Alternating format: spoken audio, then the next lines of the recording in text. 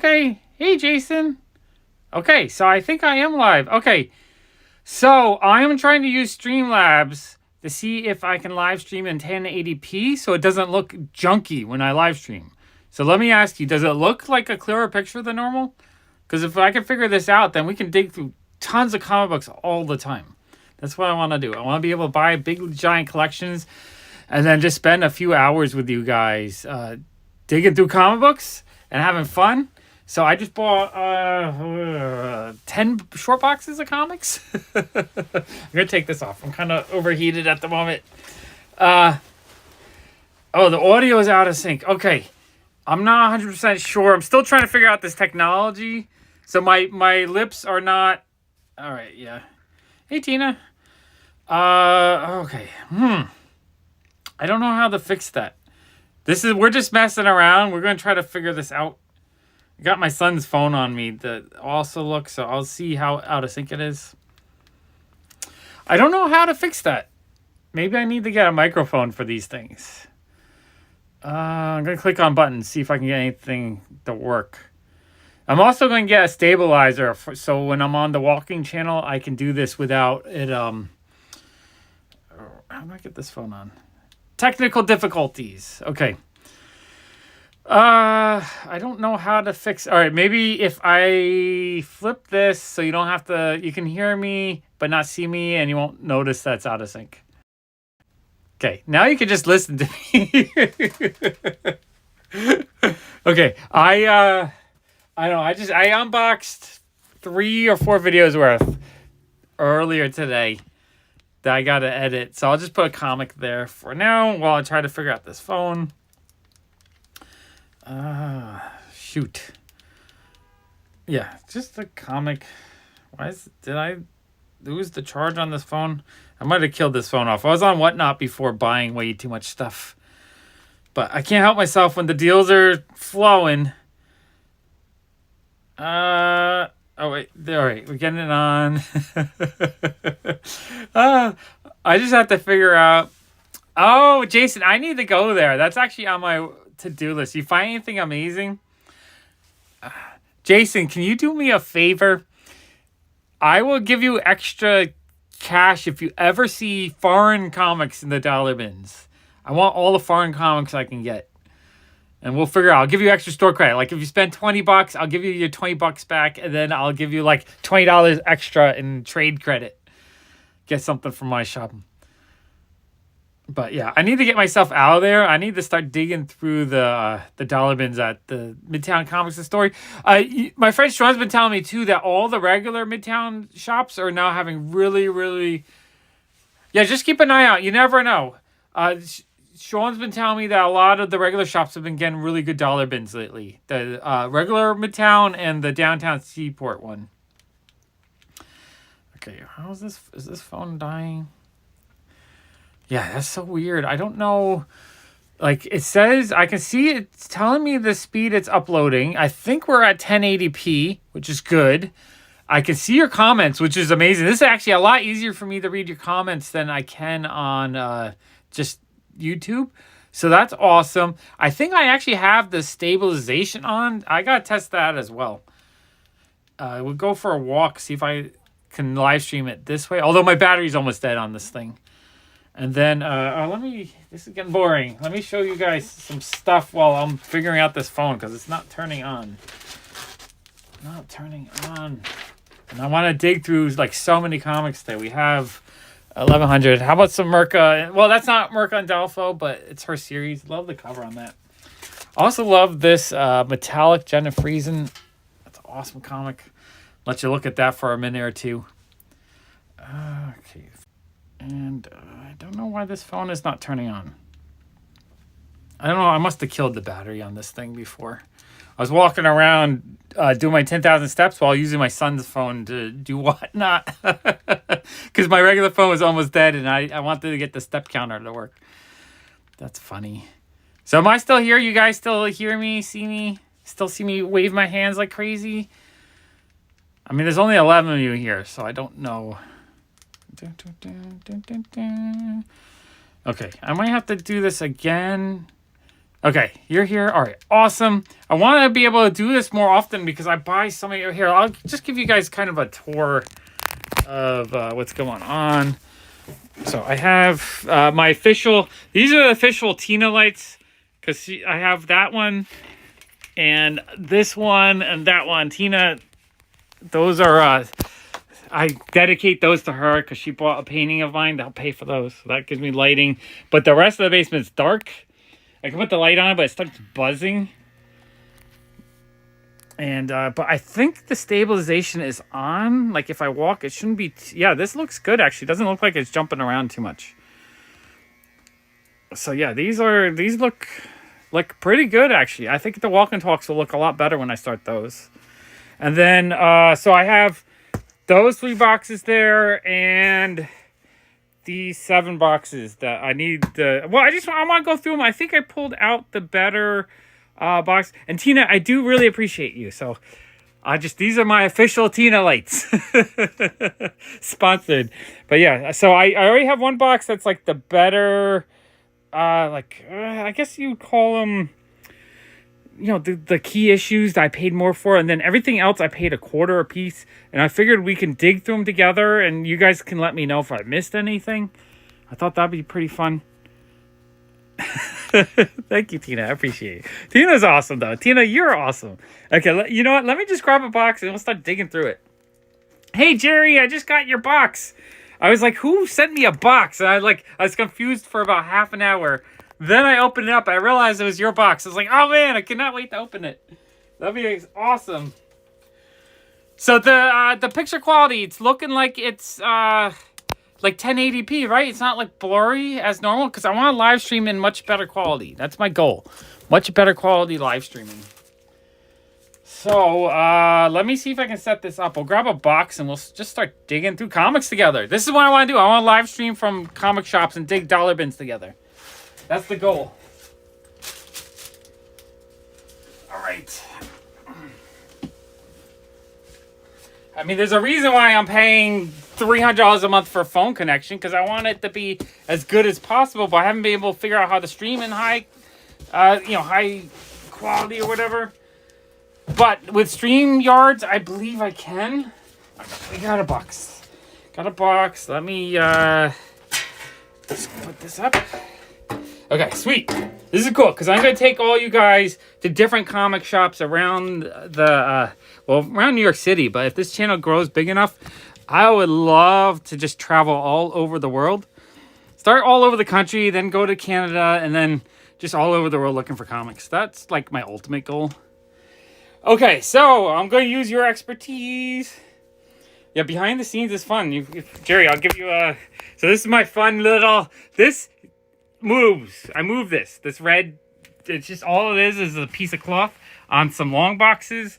I have a darker piece of cloth so it doesn't glare on the comics as much.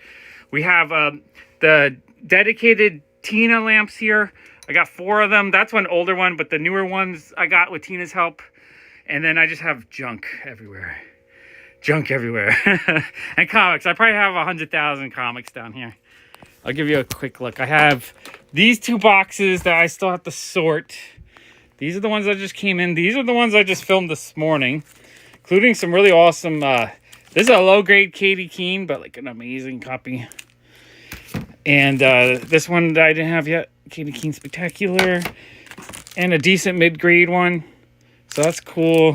But yeah, this is all stuff I filmed this morning that I got to sort into my collection. More stuff I filmed this morning. These are boxes that need to be sorted. That's the new collection. So these are semi-sorted boxes. These are 2 deep, 5 high. That's a ton of boxes right there. Ton of boxes here. And then these are all... a lot of this is semi-sorted stuff. Like this is all epic. So if you go in here... if I can pull this out. These are just epic issues. And what I do is I sort of semi-sort them, and then every once in a while, I'll do a big sort where I actually get all the runs put together. So yeah, that's all epic stuff. That's DC. That's indie. What I like to do is I like to sort by publisher. It makes it easier when I do a thicker sort. And then, oh, this box says Strike Force Moratori. I wonder, maybe that's the box I need to sort for Jason. So this, yeah, this goes back. Got more boxes here. Those are boxes. Those are boxes. There's a lot of more completed runs down here, like Complete Wolverine and Punisher, that kind of stuff. And, no, epics are cool. Up here, this is my sorted first boxes. So I have 1, 2, 3, 4, I believe. So I have 600, 500, 600 first comics. I think I just need 100 more to complete those sets. And, yeah, just a lot of comics down here. This is kind of, I keep in the store's basement, I keep all just like the cheaper stuff because I don't have room for it in my office. The office I tried to bring, so like this is the stuff I got to bring over to my office. You know, the expensive 1 in 100 and stuff. All that kind of fun stuff. Hello, Jimmy. Okay, let's see if we can start digging through this box. Giving it a little behind the scenes while I'm sorting. I'm trying to clean up the office actually, or not the office, the basement. I had these shelves here were all full of stuff I had listed. Yeah, I'm underneath the store at the moment. This is my inventory room, but it's just like it's kind of chaotic. All over here, I had a ton of stuff, probably about 4,000 items listed on Amazon. I just ended those and I got rid of them. I'm cleaning up. I'm going to try to turn this whole area into comic sorting so I can sell more duplicates, figure out what I need, and just have my collection a lot more sorted. Because right now, it's a lot of these semi-sorted boxes where it's like all Marvel, but not sorted into the runs. Which I want to get sorted, because I don't need duplicates, unless it's something I really love. So I need to get all this sorted. So the plan with the basement is to have this be just a big sorting, staging area. Just so I can process more comics and have more comics in the shop. Yeah, I'm like a comic hoarder, honestly. I should be Sean the comic hoarder, not Alex the comic hoarder. I don't have an eBay store. I hate selling online. I love selling in person. All right, so we're going to go through the boxes. We have 10 boxes to go through, so we're going to hang out for a couple hours if you guys are having fun. If I get tired or if you get tired, we'll stop. But until then, we're going to dig through these boxes. You guys let me know if I missed anything. So these are all books I paid $0.25 a piece today. Yeah, I sell on Whatnot, but not a ton. Just like on Tuesdays usually. I don't know if this is the best way. I gotta get this up a little bit higher. Oh, and let me turn off the regular lights because they hum and that buzzing drives me nuts. I don't know if you guys can you guys hear the buzzing of the fluorescent lights? I don't know if that's something that you can hear. It drives me nuts. Jason, I don't know, like I want one of every comic book ever, so I'm not rushing to sell these, but if I do get them sorted, that's why I'm trying to get more sorted, so that if you ask for the Omega, because I think he had a complete set. We have number 2. These are really cool though. I don't want these. I mean, I have them. What am I saying? I kind of want these. No, I have them. These are super cool. And I'm pretty sure I got the set before, but I might be missing. Oh, wow, that cover is cool. No, omnibuses are really great because you have the complete stories in one spot. In fact, I'm getting distracted. Okay, I hit a button by mistake. I'm reconnected. I had these listed on, I hit the off button by mistake. So this is stuff I had listed on eBay, and when I was going through it, I was like, oh, like, this is actually kind of a cool little children's book. I thought the artwork was cool. But I realized I had some of the Fourth World omnibuses in, like, really nice shape. I was like, you know what? Instead of putting them in the store, I'm just going to keep these so I can read them. Because, it's so much easier to read in that format. Just having the actual book with all the issues collected. And this one has an introduction by Mark Evner, who he did the dialogue in Gru. So I love anything Mark Evner. So yeah, I love omnibuses. It just makes it so much easier to read your comics. Yeah. And if while we're here, if anyone's never seen it, that's my my robot that I made. I like to show them when I can. No, it's just my clumsiness where when I was taking the thing off the tripod, I accidentally hit the power button. This is my first StreamYard, Streamlabs, whatever, live stream. So I'm not good at it. I'm just, you know what? Sometimes it's best to just jump head first into these things. Make mistakes, not be perfect, but you know what? I'm doing it. We're here and we're able to look through a ton of comics. Do you guys hear the buzz of the light? Because I don't know if that's really annoying or not. That is super awesome, Ted. One of a kinds are the best. I need to do a bunch more customs myself. So yeah, we're going through the Omega, the Unknown. So I don't know if these have any super value or anything. You can't hear the buzz? Okay. As long as you guys can't hear the buzz, then I'll just leave it on because the lighting's better. The order. So yeah, if you guys see any of these that are like key issues or more expensive, let me know, because he had a lot of indie stuff like this. That I mean, I love collecting this kind of stuff because it's a little bit different and you don't see it as much. And I also don't want to pay $1. Oh, is that a quote from Dolly? That's awesome, Jerry. Yeah, no, perfection. I don't believe in perfection because if you're too worried about perfection, you're spending so much time not actually getting better, right? It's better to, like I said, first day you were born, you didn't know how to walk. It took you a year to learn how to walk. Didn't know how to talk. You start college, you're not like an expert with a PhD. You need to go to college. So everything starts with just that first, thing that you do. And then you do it again. And then you do it again. And then you just try and... I mean, if you guys don't watch Jerry's channel, you should. Because he does this. He'll do amazing work. And then he'll be like, nope, not good enough. And then he'll find new ways to improve it. And it's amazing. I love watching it. The planetary covers are super awesome. I used to collect those all the time, like 15 years ago. Oh, Ted has one of my knit pop fuzzes. Yeah, Ted, that one's awesome. I'm kind of jealous, actually. I have 3 of them, but I want more of them. I don't know if these Potter's Field are any good, but the thing is, when he said he had a whole bunch of this indie stuff, I was like, yeah, I'll buy that. You know why? Because I don't have a lot of it, and I like collecting it just because it's a little different. And I don't want to buy them out of dollar bins, because I don't want to pay $1. I want to pay $0.25. Promethea is another series I enjoyed collecting years ago. So I probably have those. Yeah, both of you guys have the knit robots. Punisher War Journal. I'm pretty sure these are duplicates because I have a full run of those. I gotta get my mom to make some more cool stuff. She makes really cool. She's been making these mushrooms that are super neat. I don't know if I have that one. Matt Faction Punisher War Journal. I might actually need that. Those are cool. That's a really cool cover. That's another cool cover. I actually might need some of this one. Do you guys, anyone know if any of these have value? Like, what was that? Cap America Punisher? I don't know if some of these might be. Let's see. That one's, man, that cover's pretty awesome. Yeah, you know what? I never actually read Promethea. I was collecting them about 15 years ago with plans to read them, and I just never got to it. We have a World War Hulk crossover. That is awesome. Quantum and Woody. I like the oddball Valiant stuff. I think there's a couple of these that have some value. Not 100% sure on that. Queen Country 1. So we have some Oni Press stuff. Let me move the camera up just a little bit. We have the Red Sonja. That's pretty cool. I kind of want to collect all the Red Sonja covers. When I was a kid, I loved that movie, that like goofy 80s movie. I was a big fan of all that sword and sorcery stuff. None of these... There's a set of Jenny Friesen covers that she did probably about 8 years ago that I really, really want to get.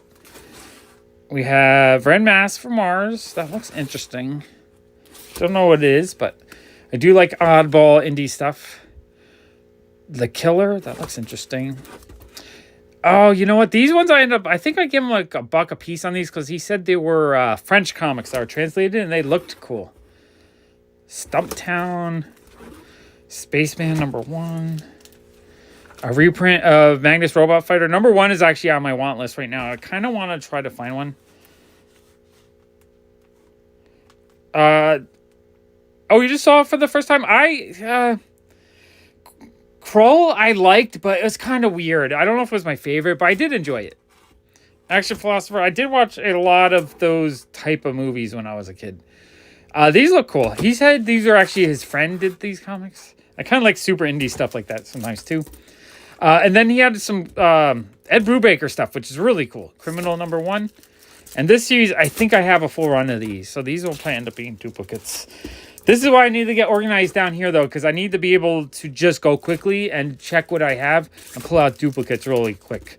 Because as it is right now, everything is so buried that it takes me, months, if not years, to get sorting. And I want to just be like, oh, I got a whole set. Let me pull out the duplicates, keep the stuff I need, and then just put it in the shop. That's the plan, at least. ElfQuest is cool. I do really like collecting ElfQuest. I like the bigger format book ones and the regular comics. That's something that I'll pick up when I see it relatively cheap. Dollar bin feed, basically. Criminal, The Last of the Innocent. So this is all Ed Brubaker stuff, which is really cool. I want to read all this. I don't think I've read any of it, actually. Those are cool. We got Day Tripper. He did say he had a lot of Vertigo stuff, so lots of these, I guess, more mature comics from, what was it, 2010? So like 13 years ago. Those are super cool. Day Tripper. Okay, just going to go through these. I think this was a good run. The cool thing, too, is he had everything in order. So, like, all the series are together. So, it's already pre-sorted. I like that. Sometimes you buy a collection like this, and everything is all over the place. And then, Fatale, I have a full set of these, too. These are awesome. Love these. It might be... No, I don't think I missed anything. I think I actually have the full set of these. Incognito. That's a great cover. Love that cover. And then, let me move the camera up one more time. There we go. Yeah, these have great covers. And then we have Johnny Hero, super indie book. Like, something like this is just not the kind of stuff you normally find anywhere. This is probably really, really low print. Yusugi Jimbo 1 reprint. Some kind of trade paperback. We got Sensational Spider-Man. Okay, I don't know what that is. Oh, and The Massive. That one actually... Does that one have value? Does anyone know? I have a feeling I missed that one. And Beast of Burden. Okay, so that box is fun. That was a little more indie box. That's the kind of stuff I ended up giving them a quarter a piece on. Let me grab the key issue box so you guys can kind of see a little bit of the better stuff I pulled out. How is everyone doing tonight? Have you had a good weekend? I've been buying comics this weekend so far, so it's good for me. I know Jason was out buying comics, so that's good for him. I think I'm still connected. I can't tell with this new format if I'm going good or not. Okay. Oh, this box is... Okay. No, it says I'm connected. Okay, still here. I think, oh, there's 50. Oh, wow, there's a lot of you guys here. 50 is a lot. What do you guys want me to talk about? We can chat. All right.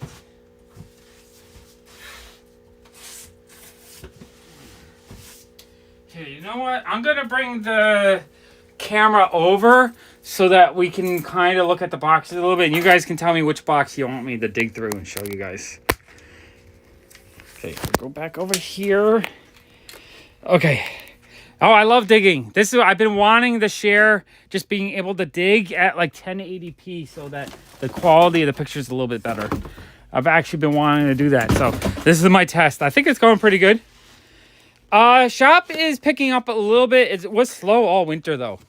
Like just since last year it died down, but I'm starting to clean up and thaw out all the mess because I bought so much over the winter.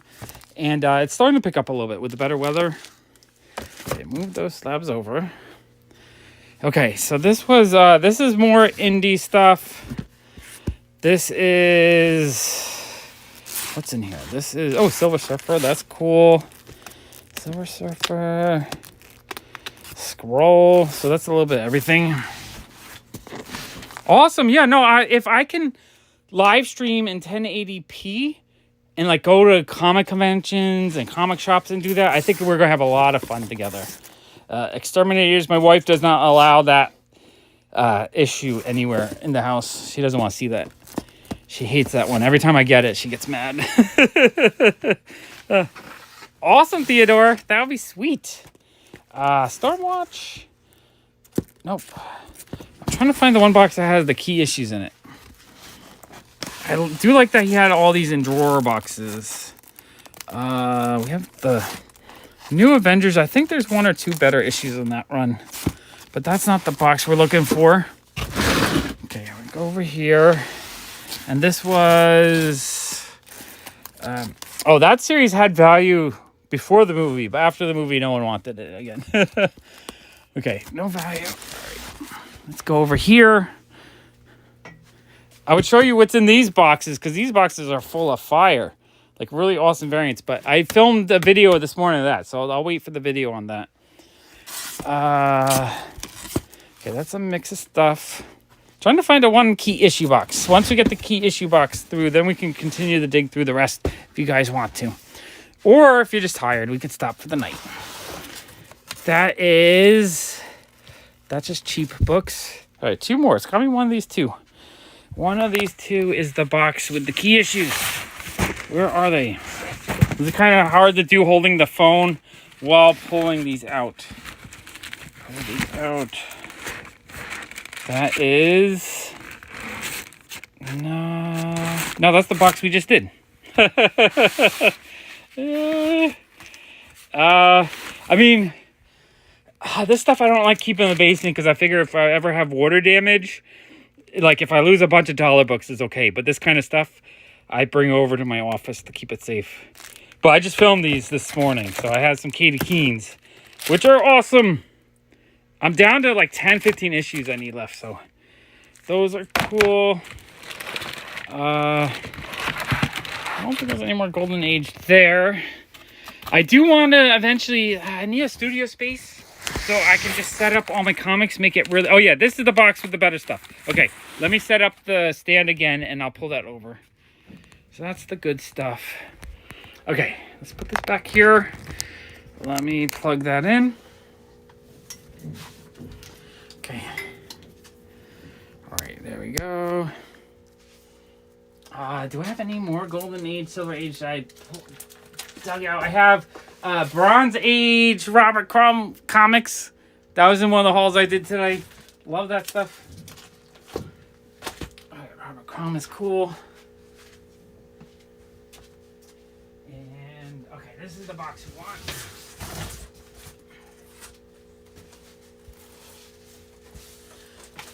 Okay, this is the box you want. Out of the 10 boxes, this is the one that had the value in it that I sorted out. Basically, I told him I would sort through it, pull out anything that I was willing to pay more than a quarter, and then everything else was a quarter.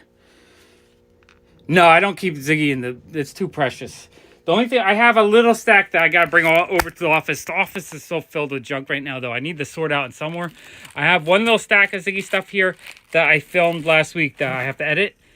That's from Japan. One stack of Japan stuff.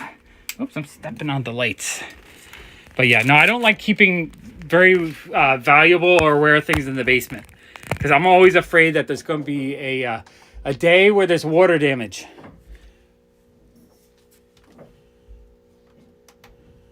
Okay, there we go. Okay. Yeah, old comics are great. They're some of my favorite to collect. And I end up collecting more of them because this stuff from like the 2010s, 1999, I can buy this stuff in collections all the time. So I'm not really hunting this kind of stuff because I get it. And so it's not that I don't want a really awesome Amazing Spider-Man 538 Midtown Comics exclusive with an awesome Crate and Clean artwork. I love it, but I'm not really going on my way to get something like this because I'll end up buying it in a collection like this. That's a cool issue though. I wonder how much that's worth. I estimated probably like $5 to $10, but it could be a lot more than that. I just had, usually when you're buying stuff, you have to kind of estimate, but you're not going to know all the values. Invincible 62. I wish he had more. He only had one issue of Invincible. He did have a lot of Walking Dead, though, including, we have first appearance of Gabriel, I believe. That one has some value.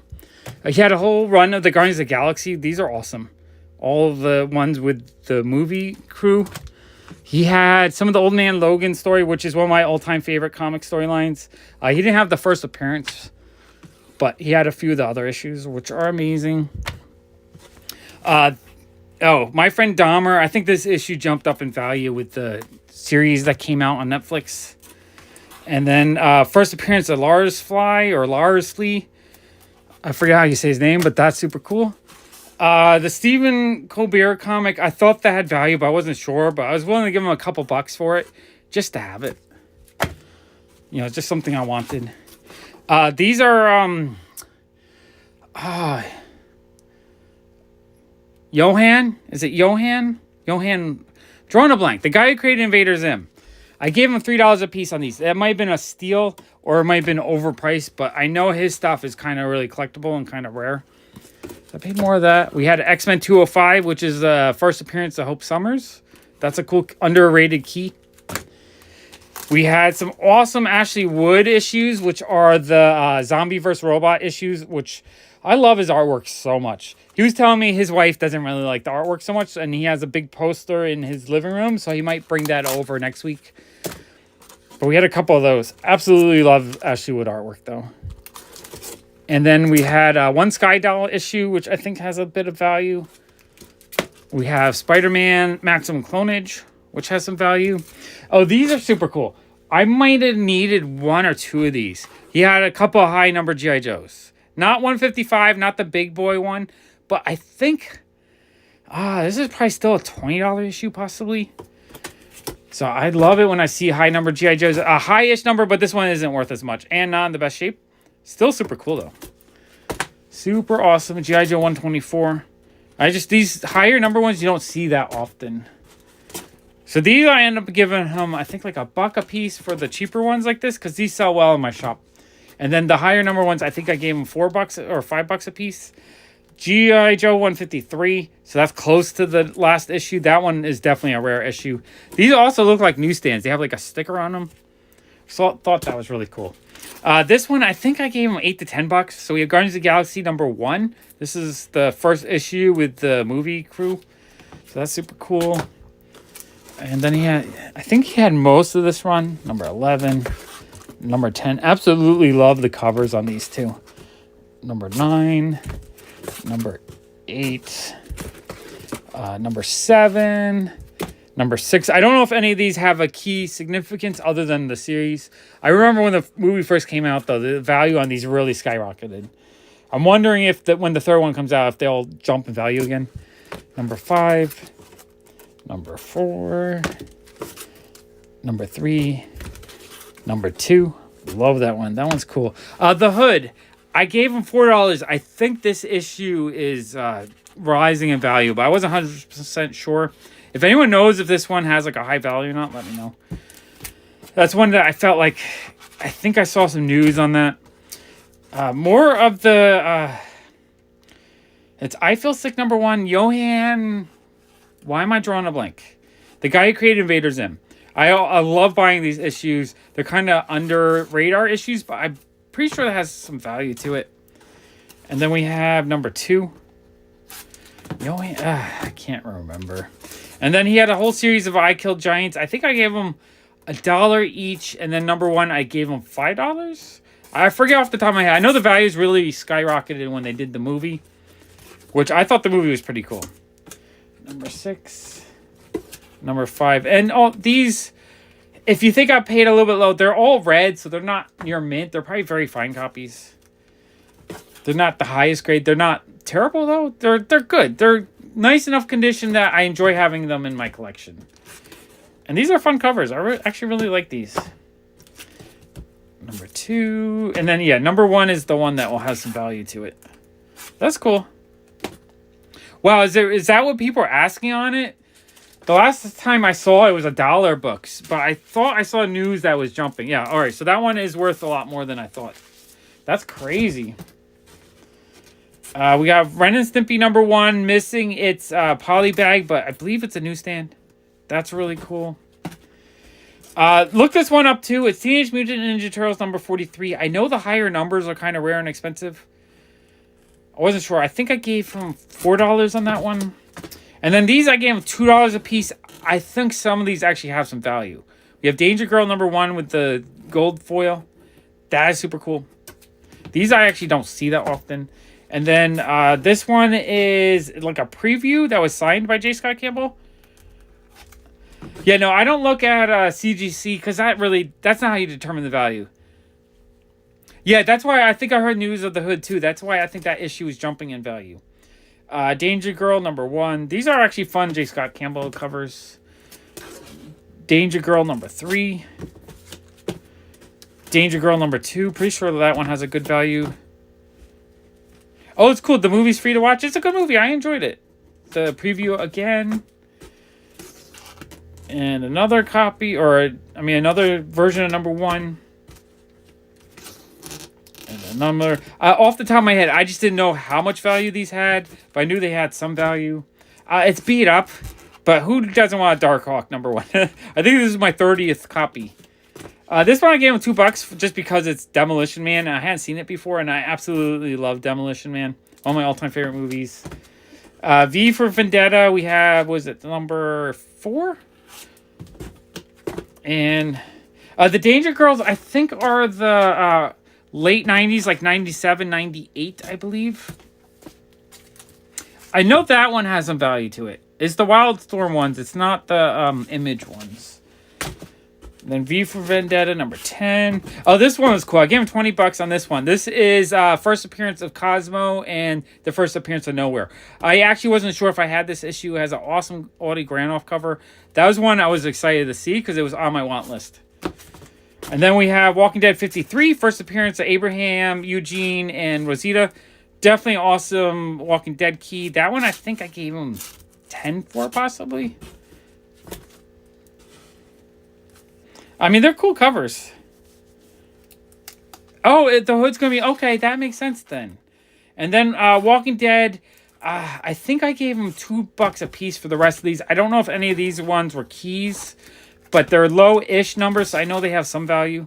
Now, I mean, back in the day, like 5 years ago, these were $20 or $30 a piece. I think they're a hard sell now at like $5 to $10. I still think they're awesome, though. Walking Dead 32... 33. If you guys know if any of these are key issues, let me know. 34. Number 35. Number 36. Number 37. I think I have the full run now, except for the first 2 issues. I still need to find the #1. Number 38. But the price is so high on that. I wish I picked one up before the show and it was like $20. Number 40. Number 41. I'm going to start putting them this way. Number 42. You know what? I've never sent... hey, Ryan. I've never sent off a comic myself to get graded, but one day I think I will. I'm not... When it comes to comics, I don't really buy them to sell them, although I sell a lot of comics. I mostly... buy them because I kind of want a set of all comics. I want one of every comic ever. I'm crazy like that. So I love buying them, and then I sell duplicates when I can, but I mostly sell duplicates just so people know I have comics for sale, so that people bring, like a collection like this, people bring me collections like this. Number 49. Number 50. This one I think has a B cover that's actually quite valuable. Number 51. Number 52. 54. 55. I'm pretty sure I have all of these, so I have to actually find my run.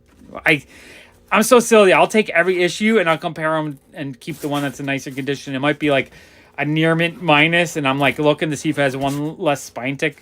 I'm crazy like that. So every time I get a collection like this, I have to filter it through the collection I have already. Upgrade anything. Oh, Wonderful World of Oz, #1. Cool Scotty Young cover. I want a comic museum. Comic museum would be cool. Just a pop culture museum in general. I want to display my Ziggy collection. I gave him $1 for this just because it's an international comic book. I love international ones. This was super cool. I gave him $10 for this. He didn't remember how much he paid. He probably paid... I think he probably paid $20 or $30. It's a Jim Lee sketchbook that's signed by Jim Lee, which I thought was super dope. I didn't even look at it. It just has the Jim Lee autograph on the front. He bought it at San Diego Comic-Con, he said. Oh, yeah, this is cool. Oh, yeah, we got all kinds of Jim Lee sketches inside the book. Oh, I love stuff like this. Like, Yeah, I would have picked this up at Comic-Con as well if I saw it. And I'm a huge fan of buying sketchbooks like this. Just get a whole bunch of a cool artist artwork all in one place. I love it. I haven't read Something's Killing Children. It's on my list of something I want to do, though. I try to collect as many issues as I can because I love the covers. And I hear such good things about it that I really want. Oh, hey, Sean. Sean, this is what I did today. I bought another 1,200 comic books. I buy way too many comics. Way too many. Wait, you know what? I forget. You know what? I can't make you guys. Are you guys mods? I don't know. I can't tell in StreamYards if you guys are moderated or not. But yeah, isn't this book cool? That's super cool. But yeah, no, I love collecting stuff, and I love making world-class collections that I would love to have a museum that I could share with everybody. I mean, that's why I do YouTube videos. This is my way to share with people. Is I do videos so you guys can see all the cool stuff I get. So it's, you know, it's one thing to buy it and stick it in the closet. It's another thing to enjoy it. Like 2001, #1, awesome. A Kirby cover. Absolutely love this. This is awesome. Like this kind of stuff just makes my heart makes it happy. Okay, Tina, are you a mod? You should be a mod. And Jason should be a mod. 2001, #3. Yeah, I love them. The covers are awesome, and these are all in decent shape. Probably like very fine copies. Love them. Absolutely love the 70s Kirby stuff. What I love about 70s Kirby is it's always cool, weird sci-fi stuff. You know, all the Commandy, the OMAC, the Forever People. I love this kind of stuff so much. #4. Man, gorgeous cover. Oh, and then this is one of the bigger keys. This is the first appearance of Machine Man. This one, I think I gave him 10 or 20 bucks. I think it's worth more than that, you know, a good amount more. I'm just not 100% sure off the top of my head. Ooh, my shoulder kind of hurts.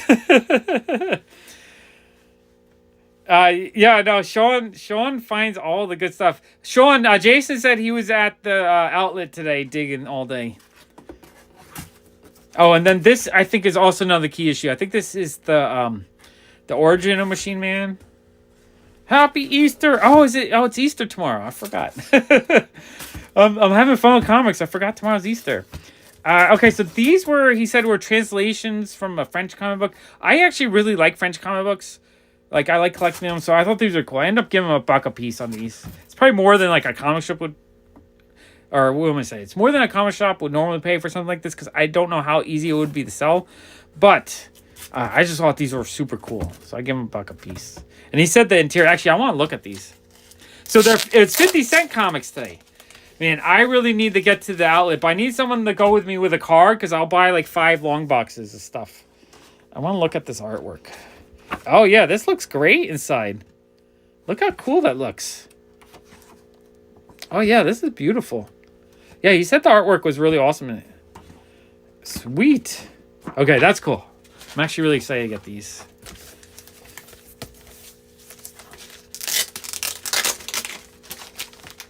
All right.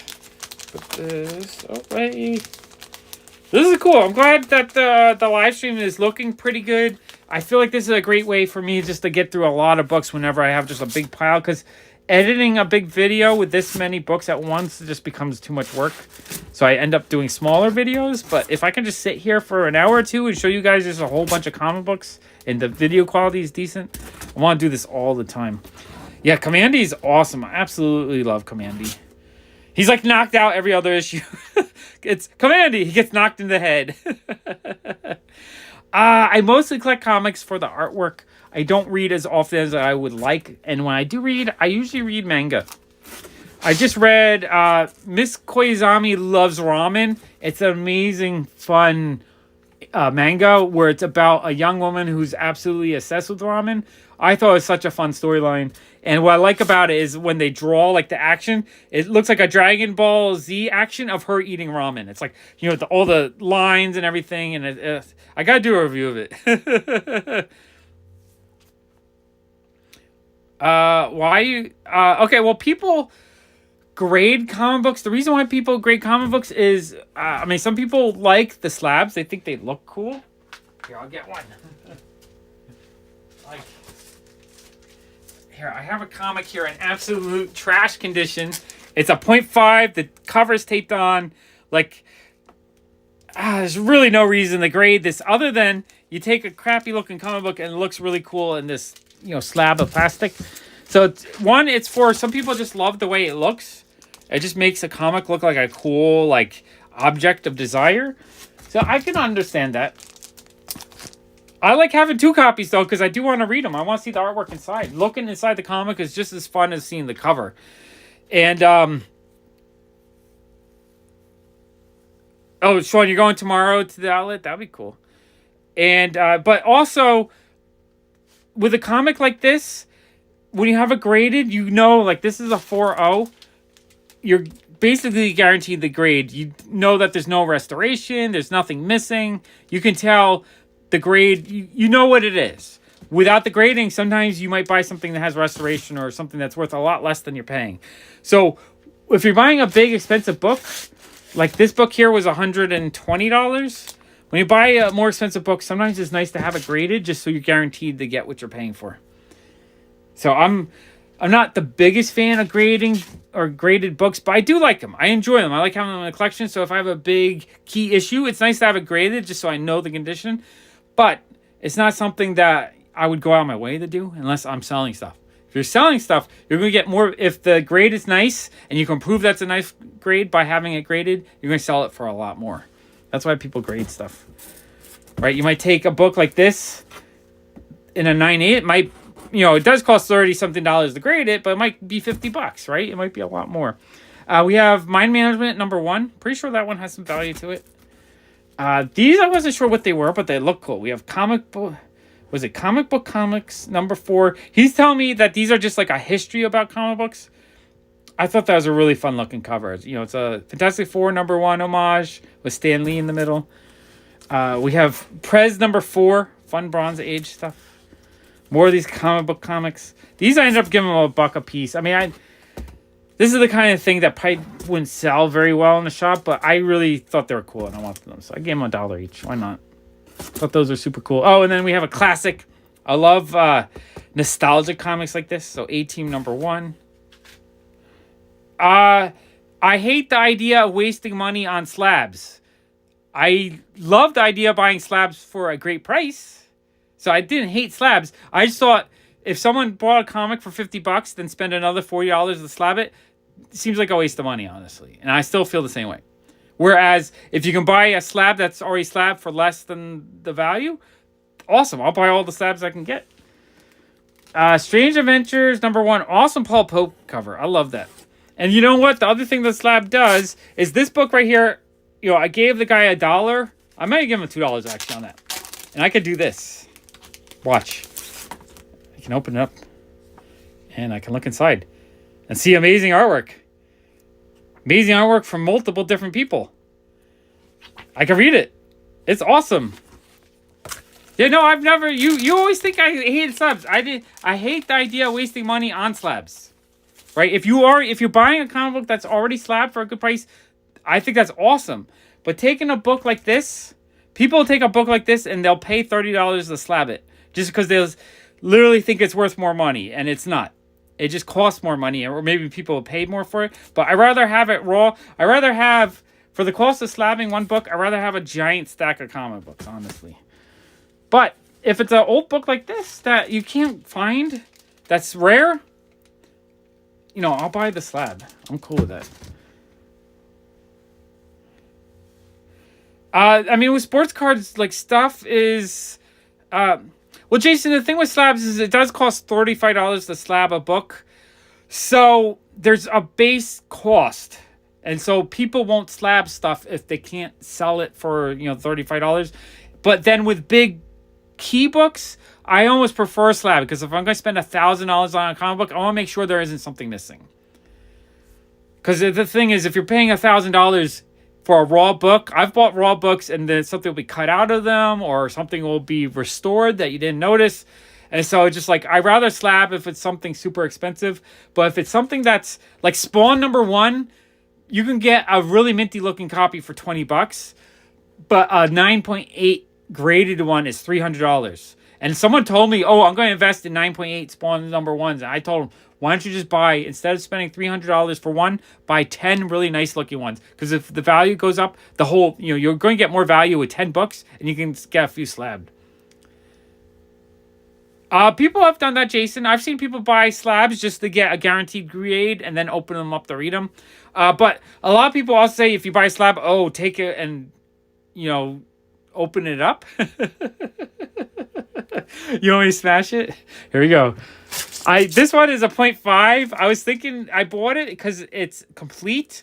The cover's messed up. I bought one a couple months ago that had a really minty cover, but it was all cut up in the middle.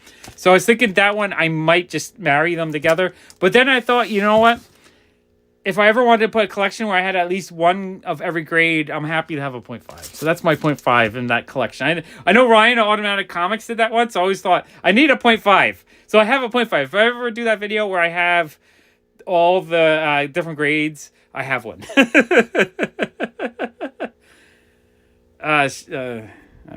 Catching up, Sean. Oh, wait.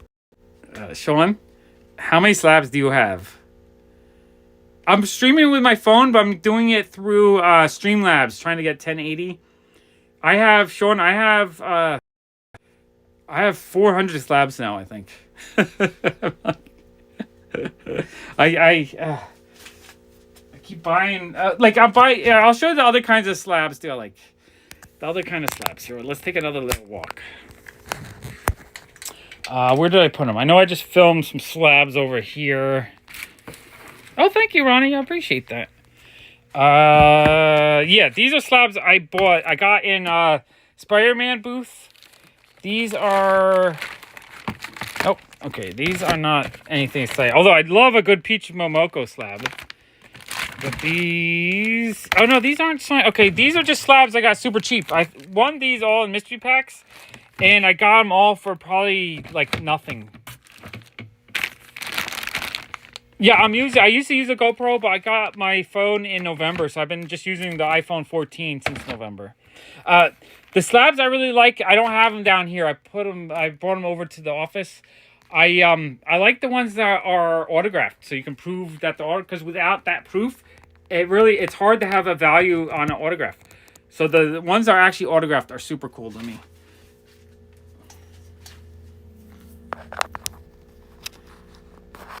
A 4 or 5 Misty, was that like a $4 comic at most? $1 comic? Who does that? But yeah, no, that's fun though. You know what? It's Star comics are actually really rare. So it might have been just someone's favorite as a kid, or it might just, Misty one is probably a rare comic book. Yeah, it's $1 comic book. How much did you pay for a slab? Oh, you won it. It was free. You paid the perfect price. Free. Free is how much you should have bought that. I'll do a slab video soon. Maybe I'll just do a slab live stream. So we have Universal War 1 Soleil comic. I love collecting these. These are super cool. These are like a French sci-fi comics. So I thought those are super cool to see in there. And then slab German panini, I have no idea. For in my shop, I know foreign comics, something like this. Like I grabbed these two. I love foreign comic books. Sean saw some the other day. He didn't buy them for me. I'm still mad at him. I need him to pick out all the dollar foreign books he sees. I'm not really mad at him. But I love foreign comic books just because to me it's just something different. And but they don't sell well. I buy them myself because I love getting something a little different. I don't know, Sean, how many do you have? You might have a lot of slabs. You might have more than me. I have no idea. I'm not going on my way to buy them, but I keep finding them for super, super cheap. Yeah, probably about 44 cents a comic book. But this was the key issue box. These are the ones I paid between $1 and $20 for. So most of the value is in this box. Everything else I just paid them a quarter. So we can go through all the like kind of cheaper junky stuff. It's not junky as in they're amazing. There's like Ed Brubaker books. There's amazing books to read. But junky as in value. People always mix up. When I say junky, It's not that I want them. I'm trying to collect them in my own collection. I think they're beautiful. I love the artwork. I love the stories. I just say junky because it's the kind of stuff that you can't sell, or you can get super cheap. Ranja, if you have international comics, if you want to like trade for American comic book, just like a random, you send me a box and I send you back a box, I'd probably be up for that. Because I really, really want to collect as many international comics as I can. Because I think they're dope. Just, well, I love, I can't get these in the box proper. I don't want to damage any of these. All right, hold on one second. Let me slow this down before I damage books. No books to be damaged today. Just this box doesn't feel like it's fitting proper. Something's keeping it from sliding. All right, I'm going to put those back there. Wait, no, something. Oh, it's these books. Duh. I forgot I had these little teeny books in the back here. Okay, I gotta pull these out before I damage something. Don't want to do that. That's the worst when you jam stuff in a box. Okay, there we go. Alright. Slowing down the live stream while I fix the books proper. There we go. There we go. Okay, sweet. Got that. Got that. Okay. Alright, let me put this box away. We'll get another box. You bought them all! Oh, Skate Man. Did you really buy them all? Well, I told you I'll give you a good, or we can do a really healthy trade if you want to trade for the John Cena. Because they're amazing. They're amazing. Ranji, how do I say it? Ranji? Is that how I say it? Or Ranji? How do I say your name? Phonetically spell it. I want to say it correct because that's amazing. You rock.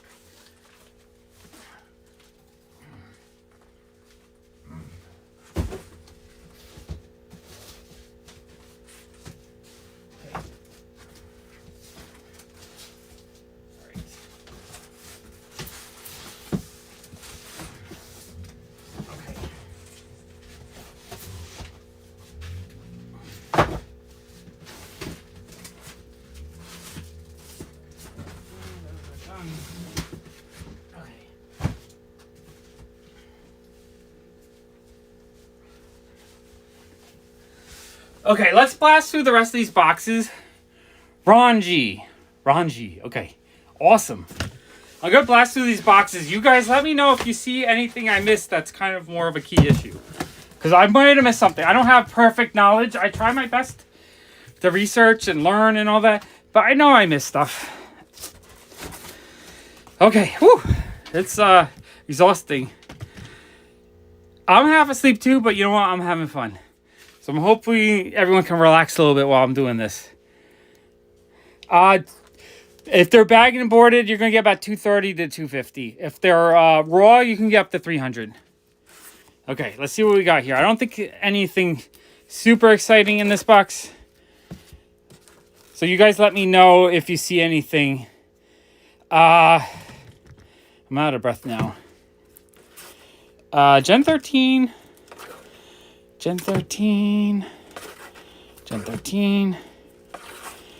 New Avengers. I feel like, Sean, is there something in this series that has some value? I feel like this series had some value. I just couldn't remember. Like, I feel like there's something in here that might have had some value. I just couldn't remember, and I didn't recognize any covers. I usually recognize this stuff by cover when I'm going through it.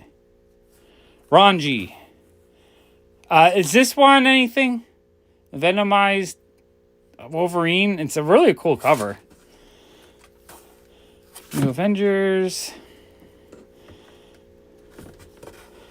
Glory, that one's not worth anything. Man, these 90s crazy image, like this stuff, like, I don't know. You see that stuff in dollar bins everywhere.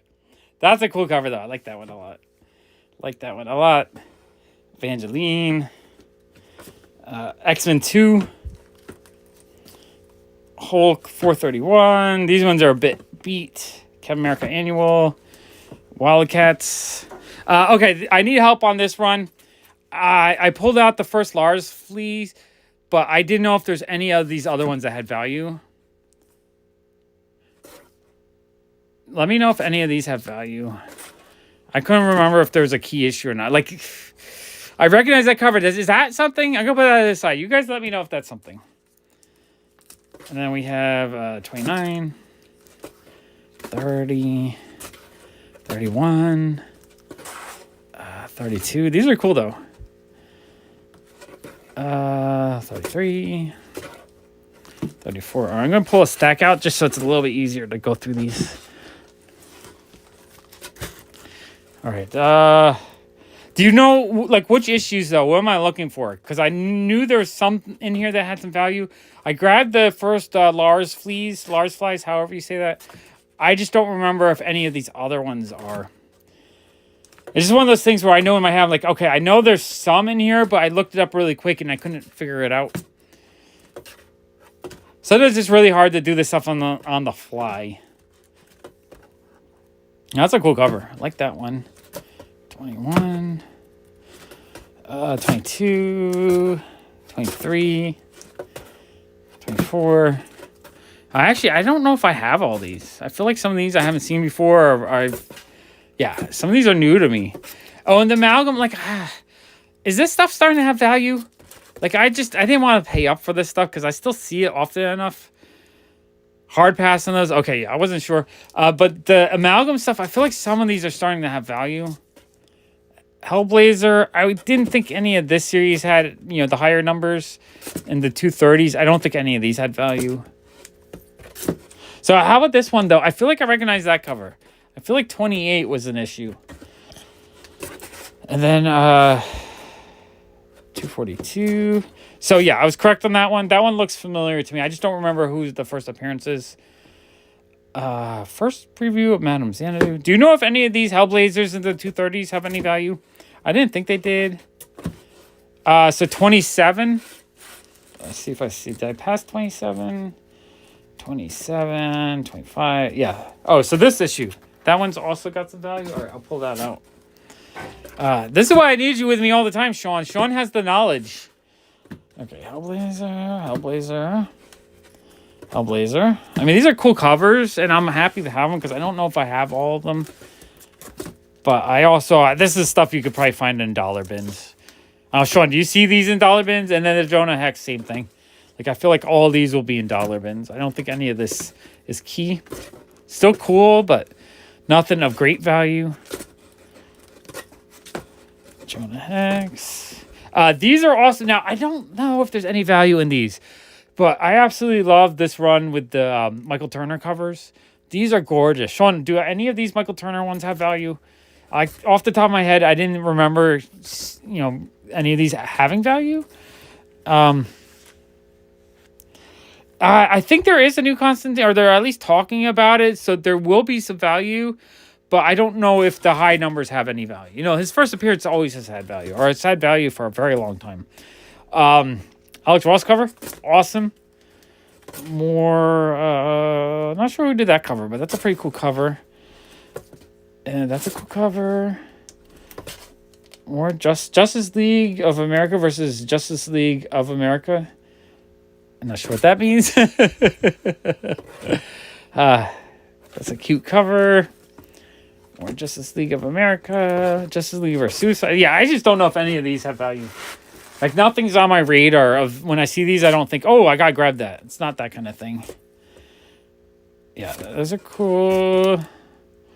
That is cool. Is that... I don't know. Awesome cover, though. I like that cover. Beautiful Wonder Woman cover. That's, yeah. I don't know. This stuff, it's like, I love the covers, but it's sort of boring to go through because it's the kind of stuff you'll find in dollar bins all the time. That's I think that's a Darwin Cook cover. That's a cool cover.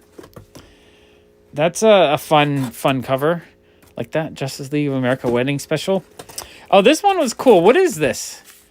Like, I hadn't seen this before. It says Real World Justice League of America. It's like a cool looking painted cover. Is that yeah, let me know which issue is the one that has some value. JSA Strange Adventures. That's a cool cover.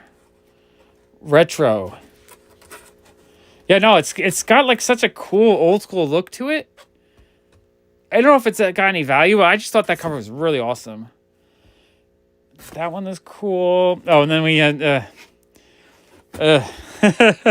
like even at a quarter bin, I wouldn't be buying that. Kick-Ass issue 1. That's not the original series, though. I think the original series is the only one that has some value to it. And then, let's see, number 2. I don't know. Let me know if anyone knows if this series has value. I don't know if that's the original series or not. Now I'm questioning myself. All right, I'm going to pull those out because I have a feeling some of these might have some value to it. Those are cool. Kick-Ass. And then we have Killing Girl. Kind of a fun cover. A couple issues of this. Killing Pickman. I don't know. I kind of like the indie stuff. I just like seeing stuff that I'm not familiar with. You know why? Because something new is always fun. You know, some stuff that I see 1,000 times, like stuff I absolutely love, but I've seen it so many times that it's not as exciting anymore.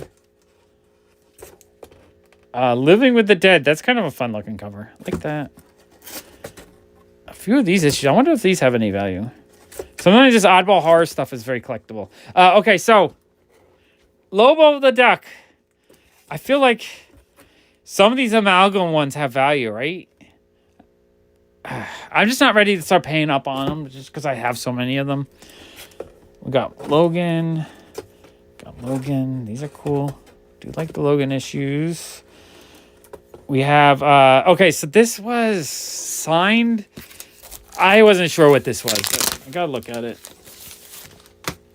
Usually signed comic books is because it's not, it doesn't, it's the Lone Ranger. It's signed by John Cassidy, I guess. So, I mean, that's super cool, but that's something I have to get graded to verify the signature. Without the certificate or it graded, signatures are really hard to evaluate. People just don't want to buy them if they don't have a certificate or if they're not, you know, if they're not graded saying that it's an actual signature. Last of the Mohicans. That's kind of cool. We got Maintenance, Unipress. That's kind of a cool looking cover. Like that, Maintenance. Let's see. So there's one with weird lanterns at the beginning. Okay, let me see if I can figure it out. One with weird lantern. That one? They all have lanterns. There's a Green Lantern issue with Green Lanterns on it. This one right here? No. That one's cool. He's drowning in rings. Sean, I'm like you. I remember everything by visual. I don't remember numbers. I'm bad at remembering numbers. Oh, greetings. Greetings from Brazil. That's cool. I want to get a lot more Brazilian comic books. I have a bunch of, or a full run of the Gru. What is it? It's Grunan in Brazil. I love it. Maintenance. I also, you know what? I'm looking for in Brazil, they did a Ziggy sticker album. I'm looking for that sticker album and the packs of stickers. I want a sticker album that's mint without stickers in it. I want a sticker album with all the stickers applied and unopened box. Mask number 3, that's cool. I do like the vintage toy stuff. That's really fun to me.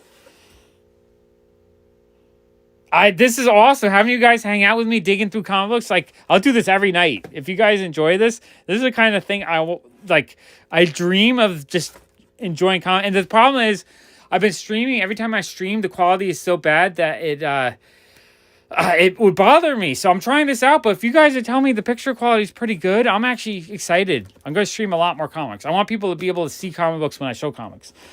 Jason, I probably have extra Mask number 1 laying around somewhere.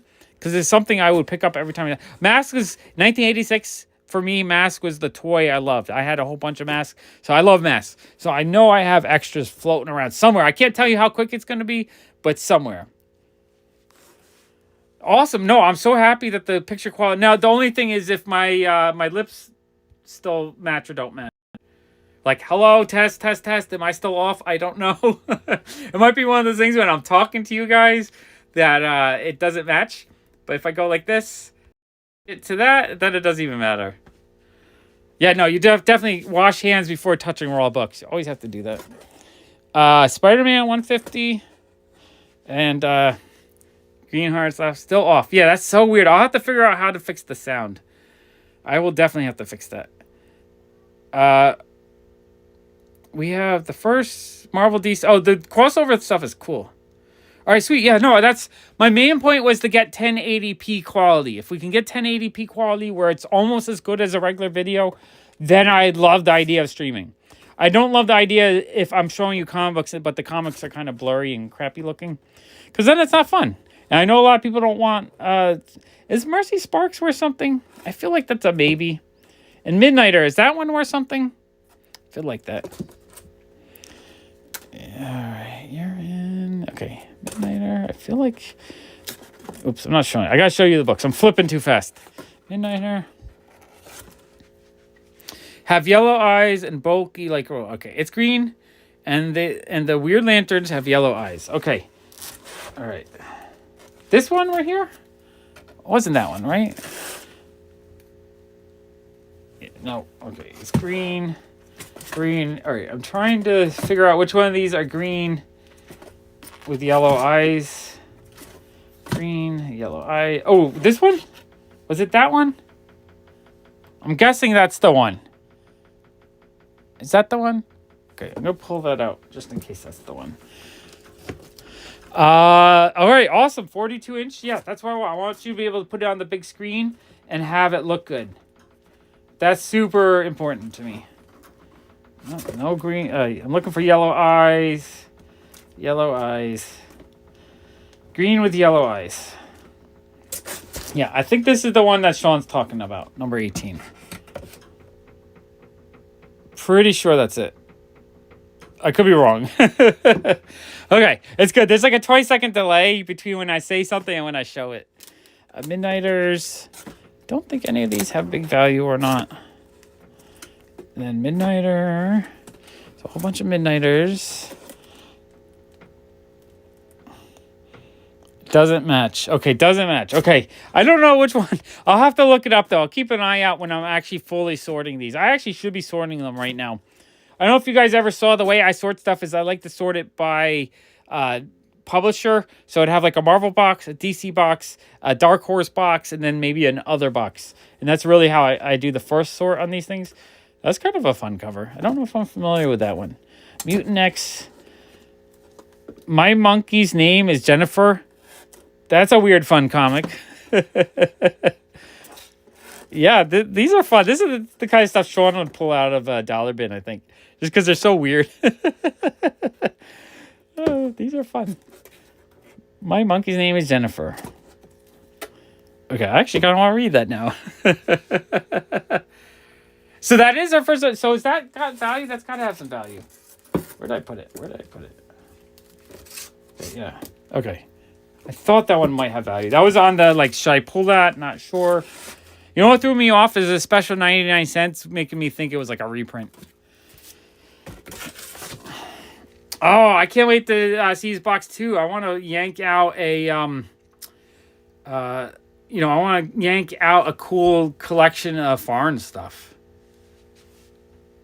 Yeah, the monkey books look fun, and I like getting stuff like that because it's not something you see every day, and it looks fun. Good evening, Trev. And, we got 67 people here. This is awesome.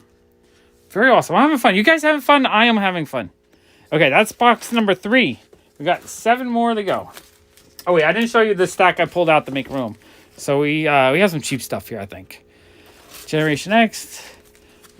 Ghost Rider 27. The Mercy Sparks is a no-go.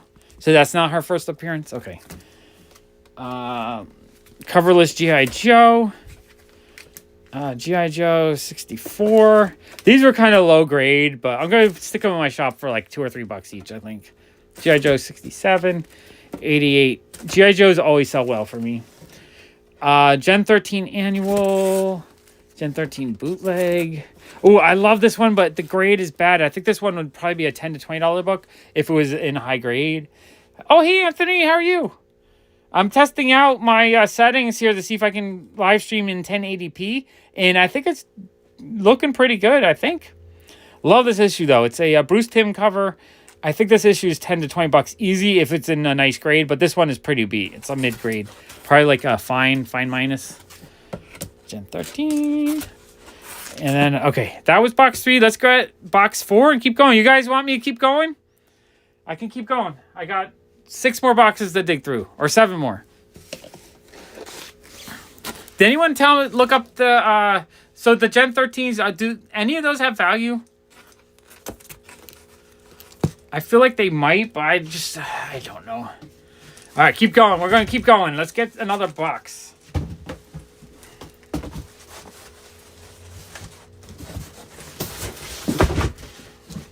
Oh, here.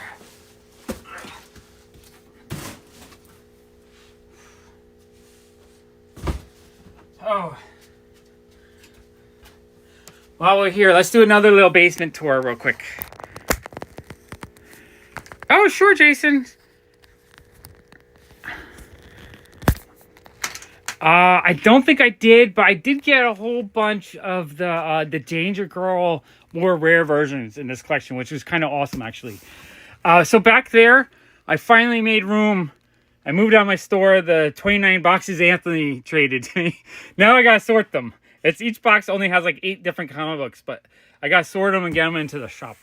And sort them, I have to look through them and pull out the nicest looking copy of each for my own collection. I'm so bad. I just won't sell stuff until I'm happy with the one I want to keep, and then I'll sell it. Oh my gosh. Okay, I'm silly. Such a silly fool. But I love my comics. I live, breathe, I love comics. Comics are the best. Okay. All right, we're back set up. All right, let me grab another box. We can dig through the next one. All right.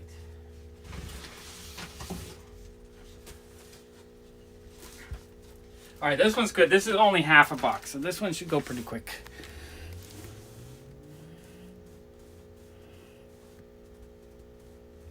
Oh, sweet. Awesome. That sounds awesome.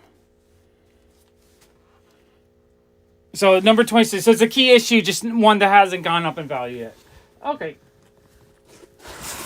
I'll figure that out. Okay. Thanks for looking it up, though. I appreciate it. Okay.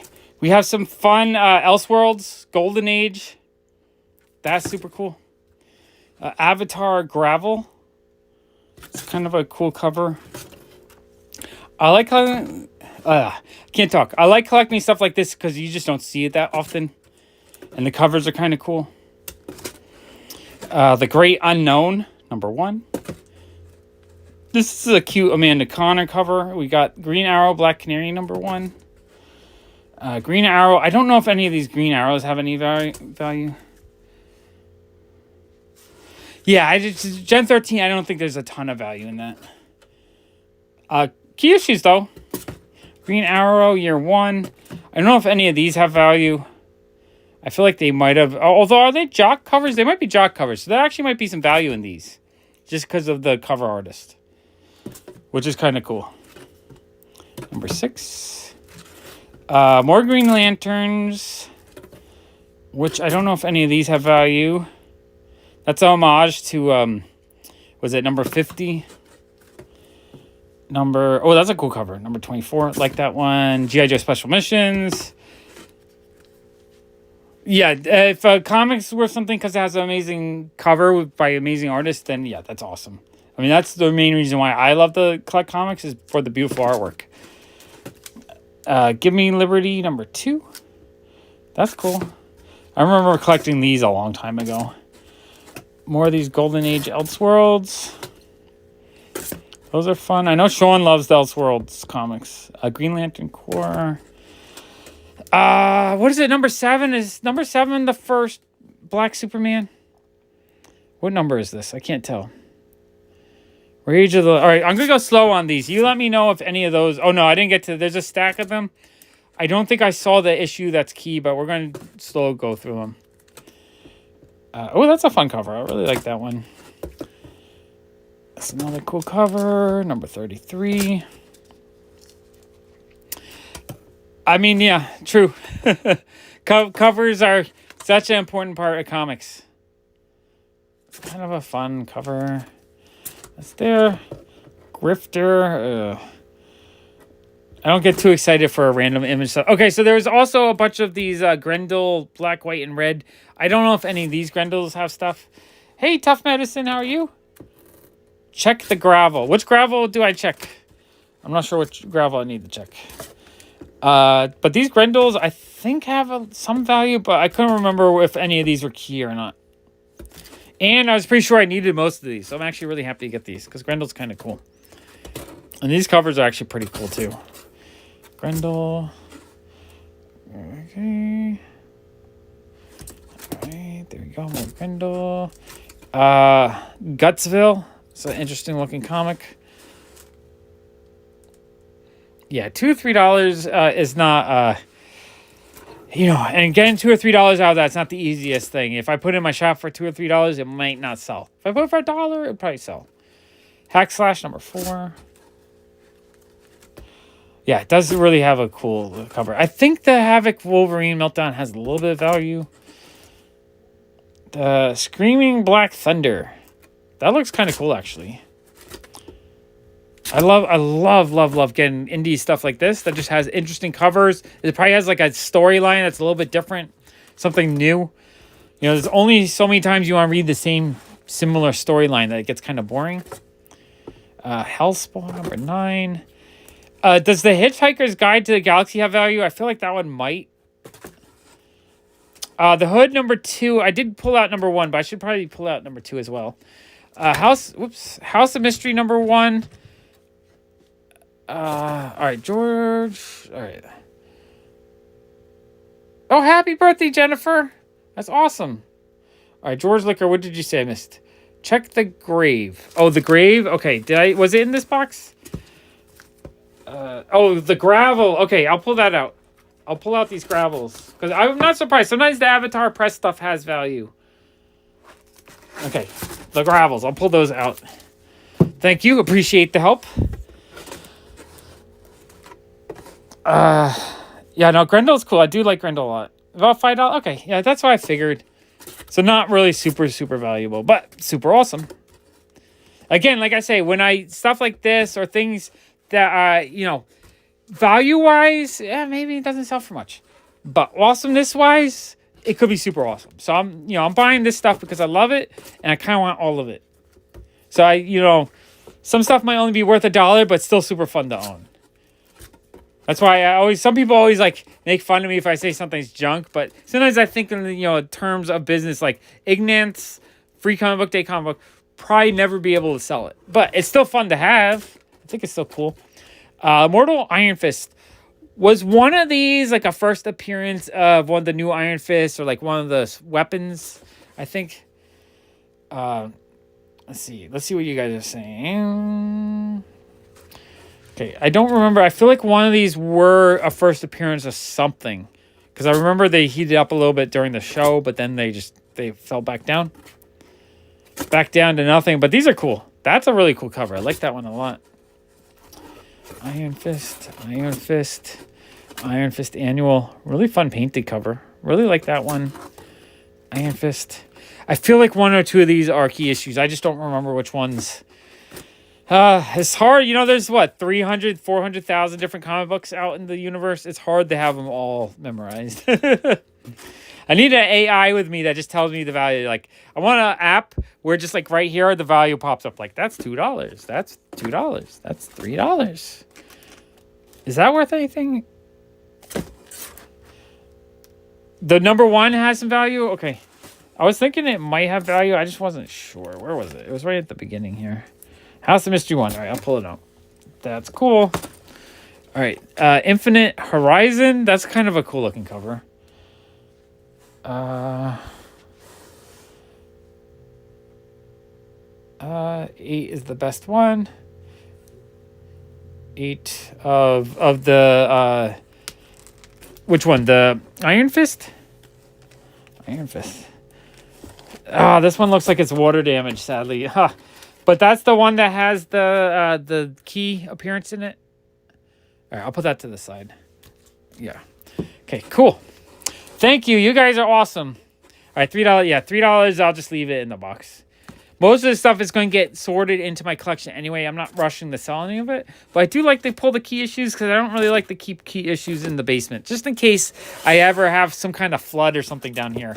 I don't want to lose a lot of value. Like if I lose a box, if I lose 100 boxes of this stuff, it's not the end of the world. I can rebuild it real quick. 5 or 6s first. All right, let me get the 5 or 6 as well. Let's see. That is 7, 6, and 5. All right, I'll grab those. Okay. I got the experts in the room. This is awesome. I got one of these. Anthony said that I could tag along with him to some of the conventions he goes to. I need to take him up on that offer one of these days, because I really want to get out and do a lot more filming or live streaming. If I can live stream at conventions in high definition, that would be pretty awesome, actually.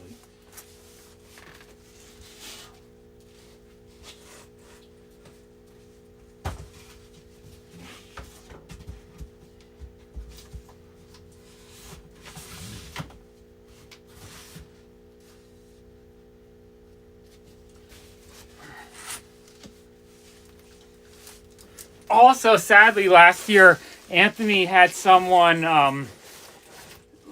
looking up too. I appreciate that. Learning together is awesome. Yeah, no, Anthony had someone steal an International Werewolf by Night 32 first Moon Night. It was just sucks. So if I could help him as well at conventions, just watch his table when he needs the bathroom or whatnot, I would love to do that too. That'd be cool. Because sometimes when you're selling by yourself, it's really, really difficult. Okay. Let's see. All right, we got nightly news. Okay, I'm going to lift this up just a little teeny bit. Yeah, no, it really sucks. Because he went to, I think he had to use the bathroom. He had to go do something, and he asked the guy to watch the table. But, you know, if you're watching the guy next to you, it's like, it's hard to do.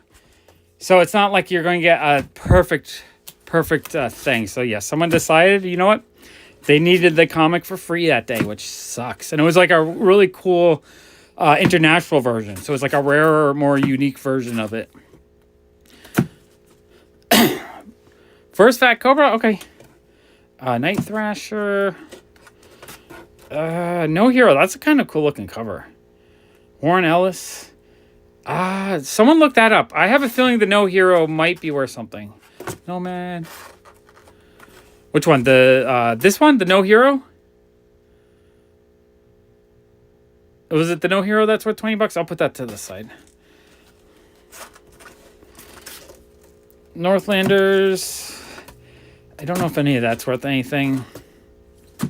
Pretty sure I have a full run of these already in my collection somewhere.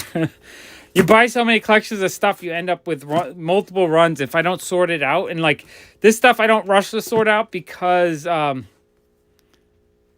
Anthony, what was your Werewolf by Night? I think it might have been a Pence variant, if I remember correctly. So UK version.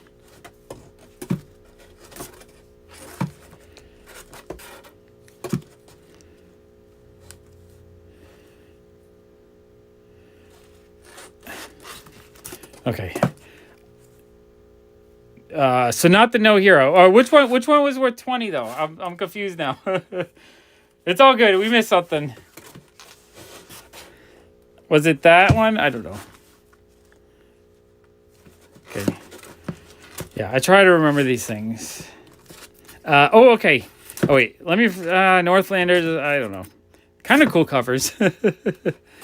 Northlanders, kind of cool. First comic in the box. Oh, this one? Really? This is a $20 comic book? Is the rest of the series have any value? All right, I could pull out the nightly news. I've never heard of this series. So I had no idea that there was value in it. It must have been optioned or something.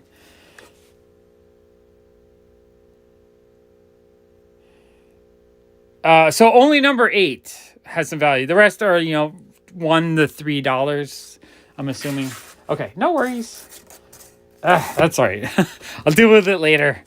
All right, so I love these Audie Granoff covers for Nova. These are amazing. And I'm not sure if I had them all, so I was thrilled to see that he had a whole run of these. These are actually something I was just thinking I wanted, especially number 8, since number 8 is the big key issue. And I already showed that to you. I pulled that out earlier.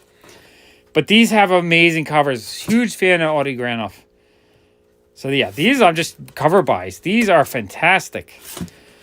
These I'd just buy all day long just for the beautiful artwork on them. Gorgeous. Yeah, no, these are amazing. And number 8 is the first appearance of Cosmo and Nowhere. Nowhere, the big giant celestial head that's in the Guardians of the Galaxy movies. So number 8 is a major book.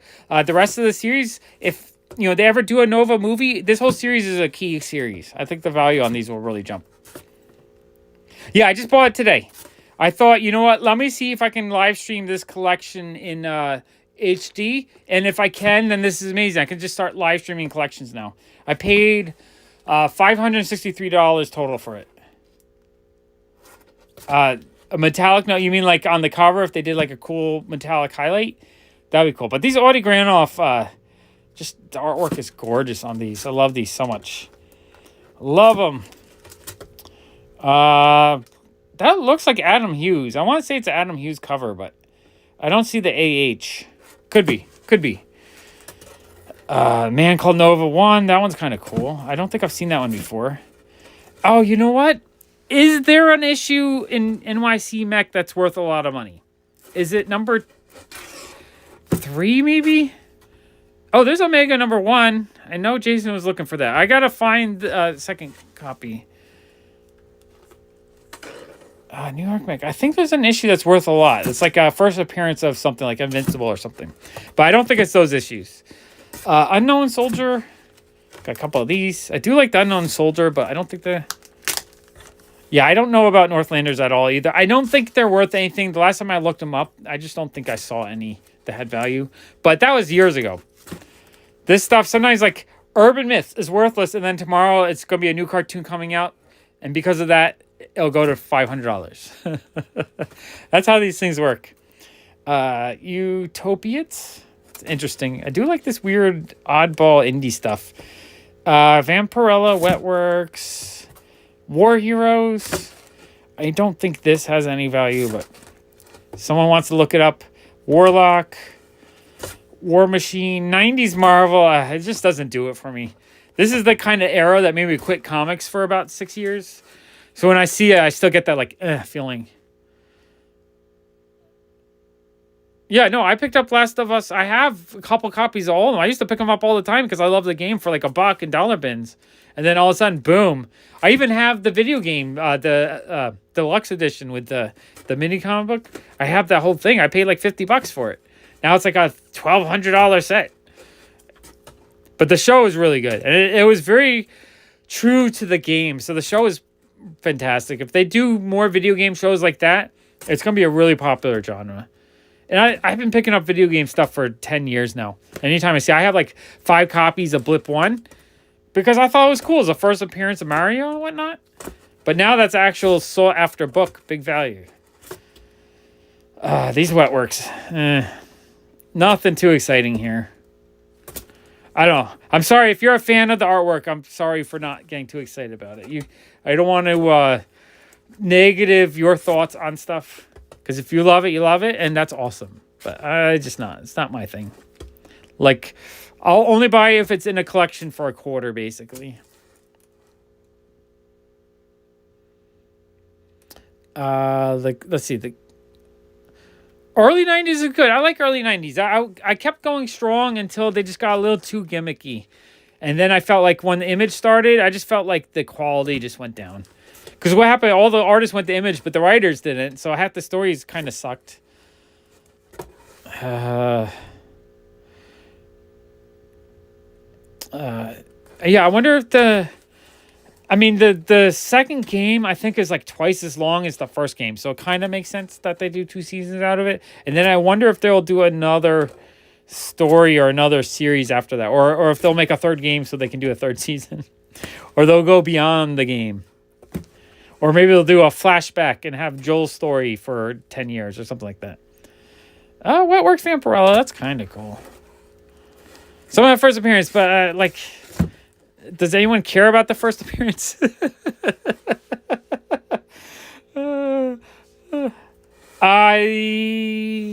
Network. Which one was Network?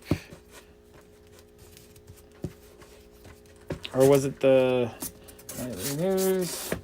Oh yeah. Let's see. We got 3, 4. I didn't really. Oh no, that's Wetworks. Wetwork. We're on Wetworks, not Network. I'm so confused. I think it's the whole set of Wetworks, which I actually kind of liked Wildstorm back in the early 2000s. I was actually kind of collecting that because I was still on a like anti-Marvel, anti-DC kick I was still like agitated by what happened in the 90s. But I was collecting kind of some of this oddball stuff. Just because it's a little bit different and fun.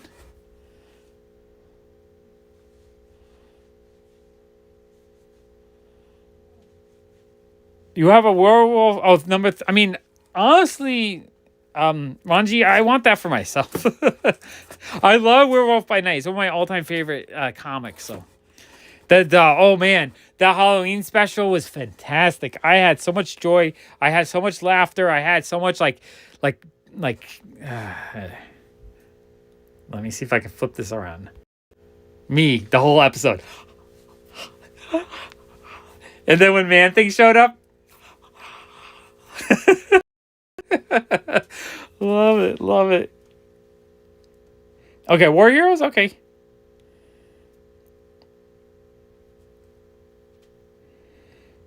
I know. I wanted it. I thought it was the first appearance, but I had to check it. Wildcats Trilogy #1. Good old foil.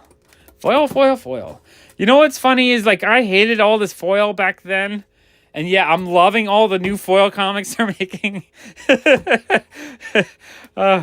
Especially they're doing the reprints of key issues in foil, like Action Comics 1. I think it's amazing. That might actually have a low value. I'm not sure. Okay, War Hero Comics. Okay, I'll check through those. Wonder Woman, Wolverine, and the Punisher. He had some X Factor, but he didn't have the keys. He kind of just jumps around. #1 probably has a little bit of value now. Maybe $5. But he was missing 5 and 6. He's missing 24. So this was just random. Very random. Super random. Oh, I'm trying to remember. There's one little short run of 5 or 6 of these where they actually had the Celestials in them. That's how I learned about the Celestials when I was younger. Do kind of like the holographic covers. Oh, X Factor. Annual 2. X Factor. Yeah, nothing too exciting in there. Hey, Alien Age. Alien Ange. I can't say that. Your name is very hard for me to say for some reason. Okay, let me get another box. That box was fun, but nothing too exciting.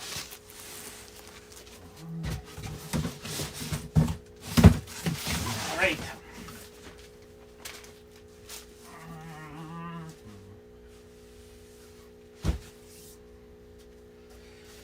Okay, 3 for 5 more boxes. Okay, just 5 more boxes to go through. We're getting through them pretty quick. All right. Let's get this here. Okay. What I usually do is I like to pull out the key issues and things of value, and those I put in a better, safer location. So if I do ever have like a flood down here, they don't get damaged. Oh, Nova. Nova's good. Nova's awesome. Nova. Yeah, no, the whole run of Nova to me. All right, so this is, my wife hates this comic book. But this is, like, I actually have to go put it in the shredder right now. Otherwise, I can't come home. I love the Fables covers. I think they're gorgeous. Does Faker 1 have value? I have a feeling it does. I don't remember, though. Faker.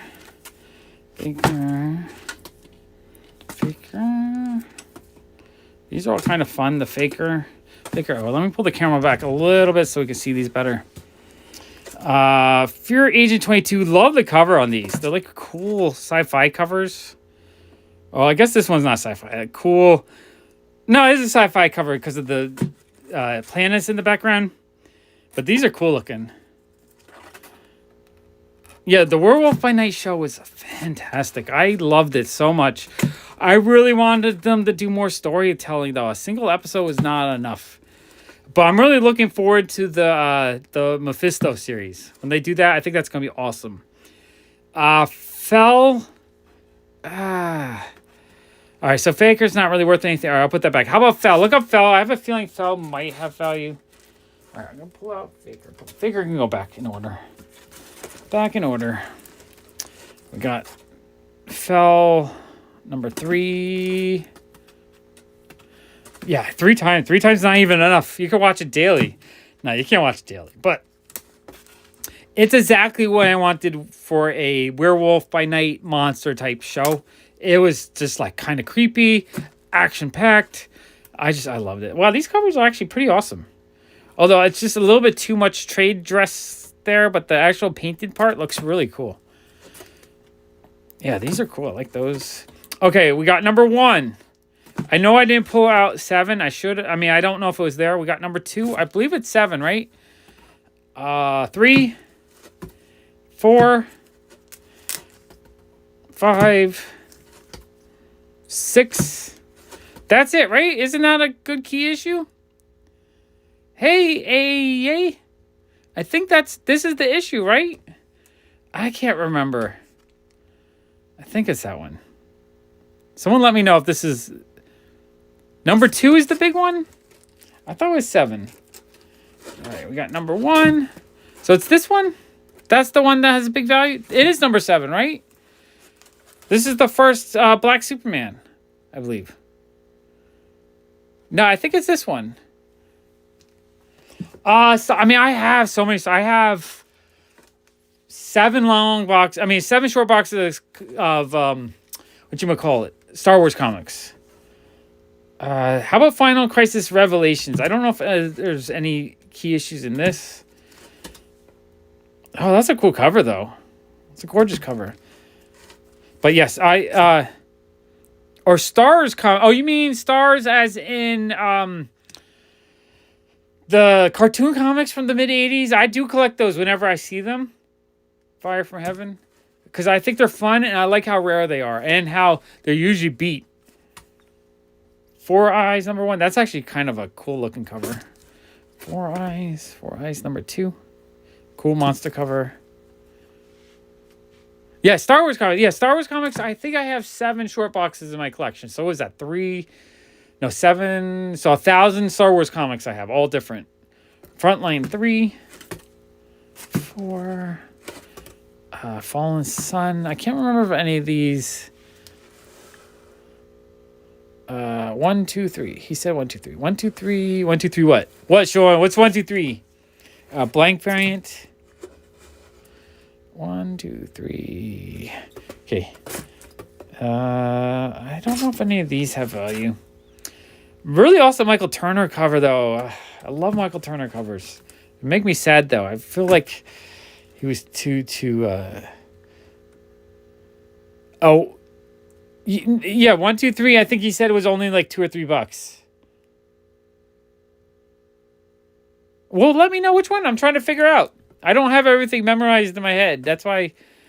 Yeah, no, most of the blanks I'll end up probably giving to my friend James because he's amazing and I'm trying to promote his art career. If you guys don't watch on Tuesdays when I do Whatnot, I try to sell some of James's artwork. Yeah, number 7 is the big one. 416. Yeah, if you see anything that's like a $10 plus book, let me know because I'm trying to pull out the $10 plus stuff. Fantastic Four, love these. Love the Fantastic Four. These are all Audie Granoff books. What I don't like about them is, like, I love that half the artwork's amazing, but then they put this big giant blue trade dress on it. What terrible art design is this? You take this amazing artwork and like what? I always hated that.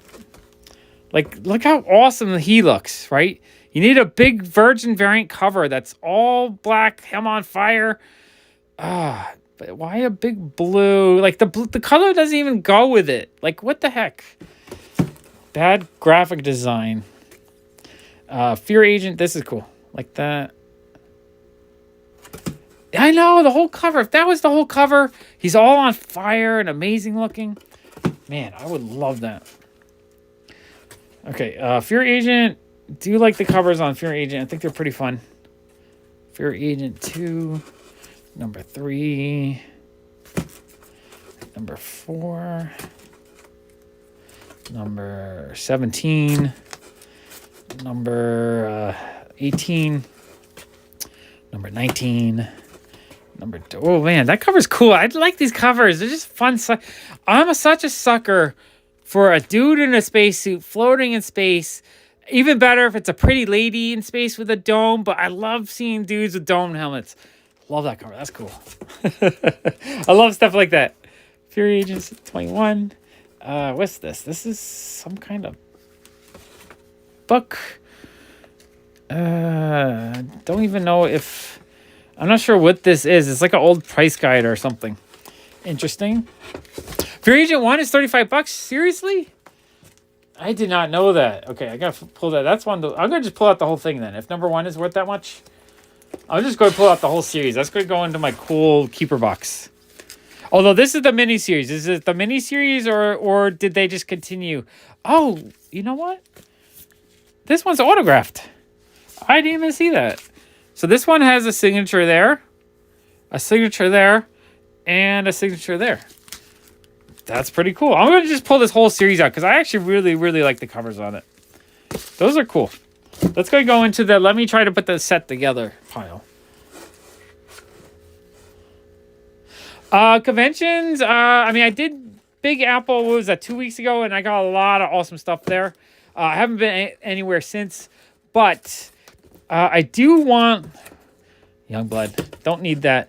I do want to start doing a lot more in-person con stuff, and if I can live stream in 1080p, I will live stream all the time from comic shops and whatnot. Because it makes it a lot easier. I don't have to edit, and I can just have fun. All right, so only... Okay, Fury Agent, it's the image ones. Okay, now that I know that, Anthony, though, I'm going to be looking out for it just because I think the covers on these look awesome. So I'm going to keep that. That's going to go into my information bank.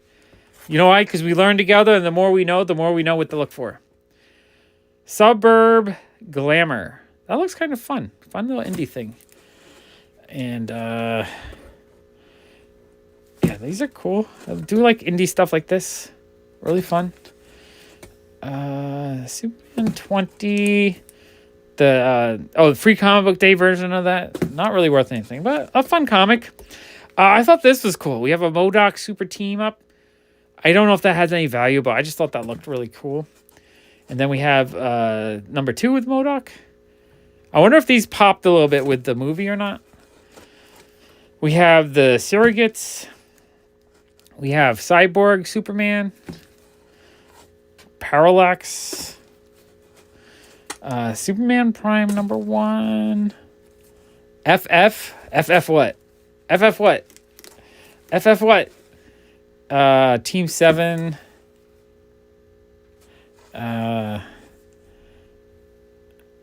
Yeah, I love Archie comic books. Archie, I love... You know what I love? Okay, we got to take the Archie break. I love... Oh, wait. No, I have them here already. I love Golden Age Archie. That's where my heart is. Like, that's what I'm actively collecting. So I have just a couple here that I just recently got. We got Katie Keene. This is one I bought just to have a 0.5 in my collection. And it was relatively cheap. I think it was like $50. But yeah, Katie Keene's. Love Katie Keene's.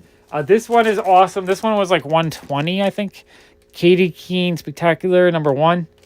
And this one looks like it could use a dry cleaning and possibly a pressing. So that actually might bump the grade. And then number 32 and a 5.5, which is pretty awesome. Yeah, I love Archie.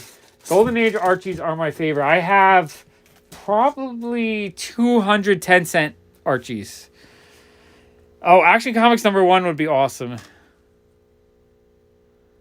Is it Kirkman? It could be. His name's not on the cover, so I don't know if it's the Walking Dead guy or not. Unless he did the original. Maybe he did the original series. Let's see. Did I get... Okay. All right, back to looking at comics. Team 7. I like just having a whole box of stuff to go through. So even if you guys don't ask me questions, I can just go back to showing comics. But then if you ask a question, I could be easily distracted.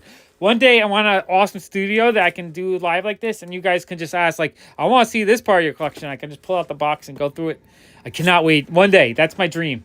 To have everything set up in a big, like, 2,000 square foot room with all my comics all organized and ready to go. So at any moment, if you guys want, I can just pull out a box and go through it.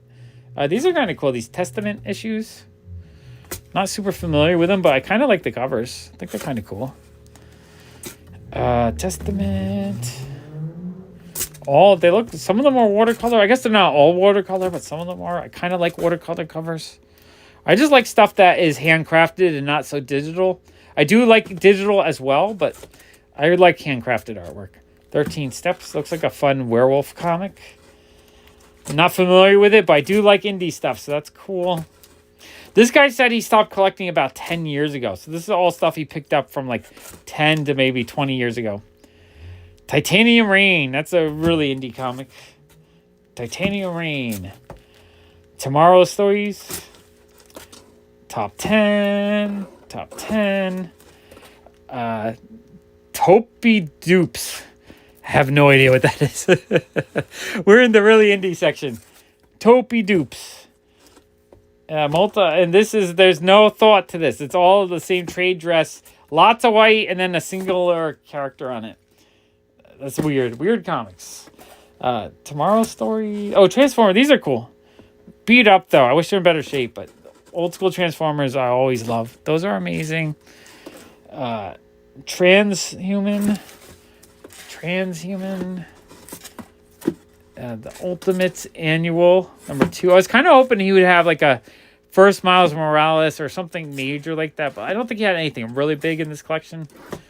But still fun stuff. Ultimate Human. And then this is right, this was Damon Lindelof, The Lost Guy. I think he never did a sequel to that one. And Universal War 1, that actually looks kind of cool. I like stuff like that. Yeah, old school Transformers are awesome. No, he did. I think he just did the quick walk around, and then he took off his sunglasses, and my wife didn't acknowledge him. I kind of wish he did, because it would have been cool to meet him. It was funny. Oh, yeah, no, the design is so bad. Yeah, I mean, going through comic books, hanging out with you guys, just chatting and sharing comics and having fun together, this is awesome. This is like my dream come true. I want to do this all the time. Honestly, I'll do a daily. Like, if these get popular, I mean, we got, 76 people in here? That's amazing. I would do this every day, dig through a few boxes for an hour every night, if you guys want me to. Because I'm having a lot of fun going through this collection. And I got so much to sort through. I could probably do this. I'd do a long box a day for the next year, easily, probably. No, do I have that many long boxes? Let me calculate. 300. 10. 100. Yeah, I probably have about 300 long boxes. Oh, man. Anthony, you buy so many comics. I want to dig through them. Sean, I think it's open every day, isn't it?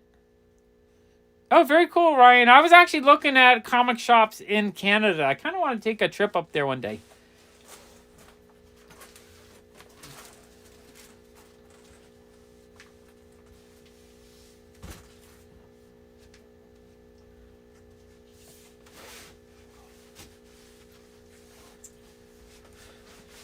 It looked like you had like 8 shops in Edmonton, I think. And then I was looking at Calgary. I thought maybe I could go Calgary and then go up to Edmonton. I know, I dream of these things. I dream of this channel going big enough that I could travel the world hunting for comic books. And just live stream it all if I can. That'd be amazing. Wizard Comics, I've never heard of them.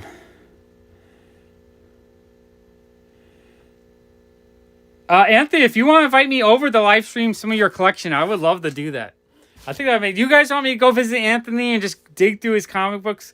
I want to do that with Sean as well, but Sean keeps his collection kind of secret.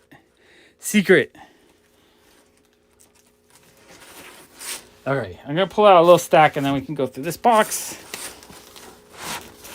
But I love the idea of visiting people's collections and just, sharing them with the world. I know Anthony has some amazing stuff. And then Anthony, he because he buys and sells, he'll skim off like the rarest things ever, and he'll like show me stuff. It just blows my mind the kind of stuff he finds. I need a drink break.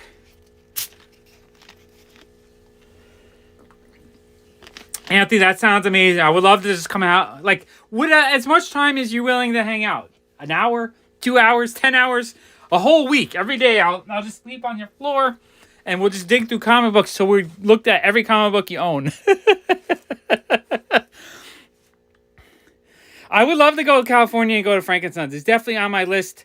I want to hang out with my friend Brian and Crystal and just go hunting for stuff with them because I love hanging out with them. They're big collectors of fun stuff.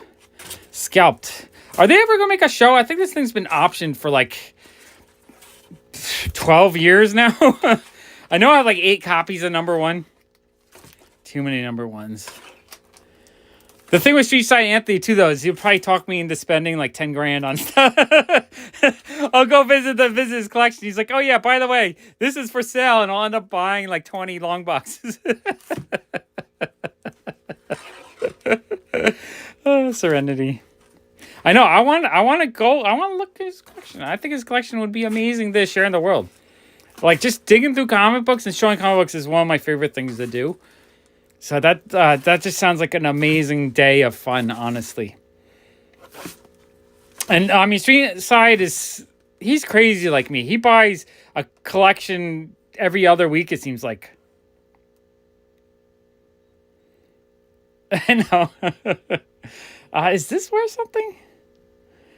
No, I don't know. This looks interesting. Like a horror book. I'm not sure.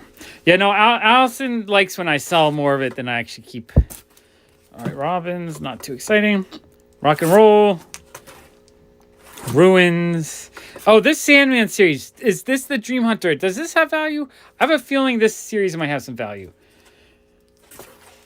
Don't know the number on that. Sandman Mystery Theater number 1. Oh, it is. You're right. It is Easter. I keep forgetting it's Easter tomorrow. They might not be open tomorrow. It might be closed for the holiday. And I'm going to pull out the Sandman. So I'm going to put that. Oh, Savage Dragon, number 4. That's cool. I do like the Savage Dragon. Scalped. More scalped. Alright, so not super valuable, but still super cool. I'm just going to put that with my Sandman stuff. Because that's a set I actually want to actively work on a little bit. This set, I think I have all the scalped issues. I think that's something I have, a complete set. Full Killer 7. Foil goodness. It's so funny to me that back then, what year did this one come out? This is 92. So back then, that's when I was like getting agitated by all. It was annoying because comics went from 75 cents to $2 to $3 in like 3 years. So this is the kind of stuff that made me quit comic books. And yet today, I see a brand new foil cover. I'm like, oh, I need to get that. It's so silly.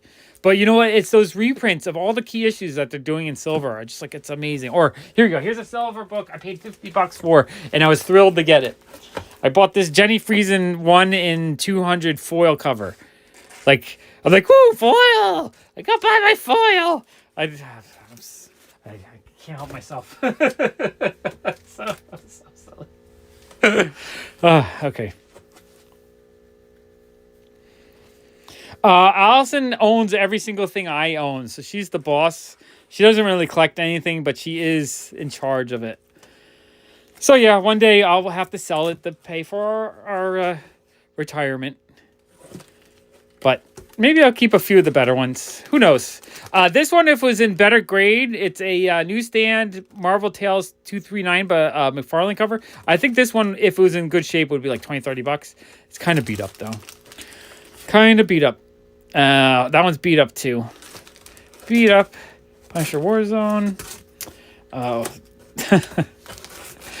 Is this a, yeah. And this is why, because everyone would buy 38 copies. And they would mass produce this. Millions of copies. That's why I like the Jenny Friesen, because they probably only made a few hundred of it. So it's more limited. It's a special thing instead of just being a gimmick.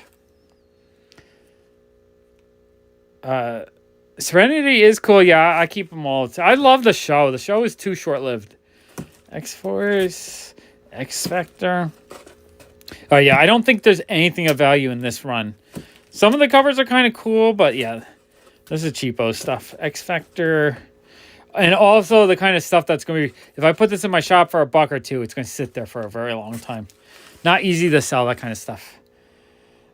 All right, good night, Ranji. It was fun hanging out. I appreciate you. And I can't wait. That'll be awesome. Ewok comics are cool. definitely love them. I love any of the old, Star Wars stuff. Any of the vintage Star Wars stuff to me is fantastic because that's what I grew up with. That's my childhood. That's like the joy factor hits number 10. This run here, though, the David Finch X Factor covers, I don't think there's a ton of value in them, but I love the covers so much. I think they're such great covers. I kind of wish they didn't do this black border, red border thing. I hate when the graphic designer comes in, they see this amazing work of art, and they're like, oh, let's put a border around it. Like, I hate that. Why did they do that? Like, because look how nice this artwork is. It's beautifully drawn than the graphic designer. I'm just frustrated. And these covers are kind of cool. Not my favorite, but not bad. Kind of fun. Let's see. What were you saying? Early Terminator comics, I have all of them, I think. And back in the day, I actually had some of them, too. I loved them. Awesome 420. Yeah, I've always wanted to do... I've been doing live streams, but I wanted to do a live stream showing comic books in higher grade or higher resolution. And I think with using this app or whatever, I think it looks good, right? We're getting 1080p. So our... Savage Dragon, anything in the 200s will have value. Some of them actually get really, really pricey.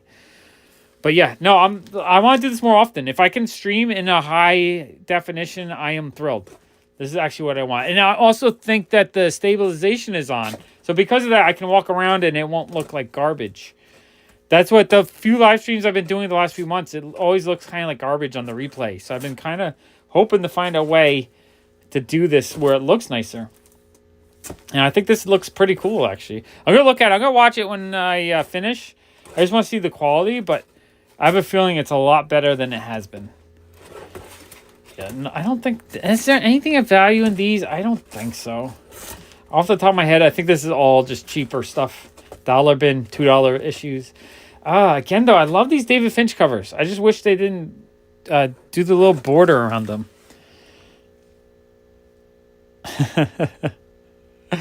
Awesome. Yeah, no, I'm so happy. This is awesome because when I show comics, I want to be able to show them in such a way that people can actually enjoy them. So if I can live stream and it's this is cool. X-Men Adventures. He didn't have number 1, but definitely some value in these. So yeah, these are super cool. I love the X-Men Adventure ones. I'm really excited for the X-Men 97 cartoon. I cannot wait to watch that. Adventures of the X-Men, X-Men Alpha Flight, X-Men Alpha Flight, X-Men Classics. Yeah, I don't think there's much value in this stuff. Still cool to have, but not like super... Oh, here's more of the David Finch. Like, look how cool the covers are on these. I do love the David Finch covers. That one's all right. Some Phoenix stuff. All right, this... In some ways, this box is kind of boring to me because I've had all of this so many times. So it's not like new and exciting. I kind of like finding new and exciting things. Young Liars is pretty cool. David Latham's. Those are kind of neat indie books. What's people saying?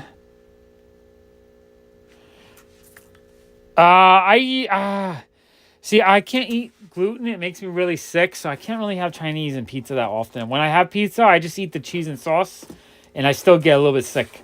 And Chinese, I sometimes break down and eat it, but I regret it. I regret life for about a week after I eat Chinese. Even though it tastes so good.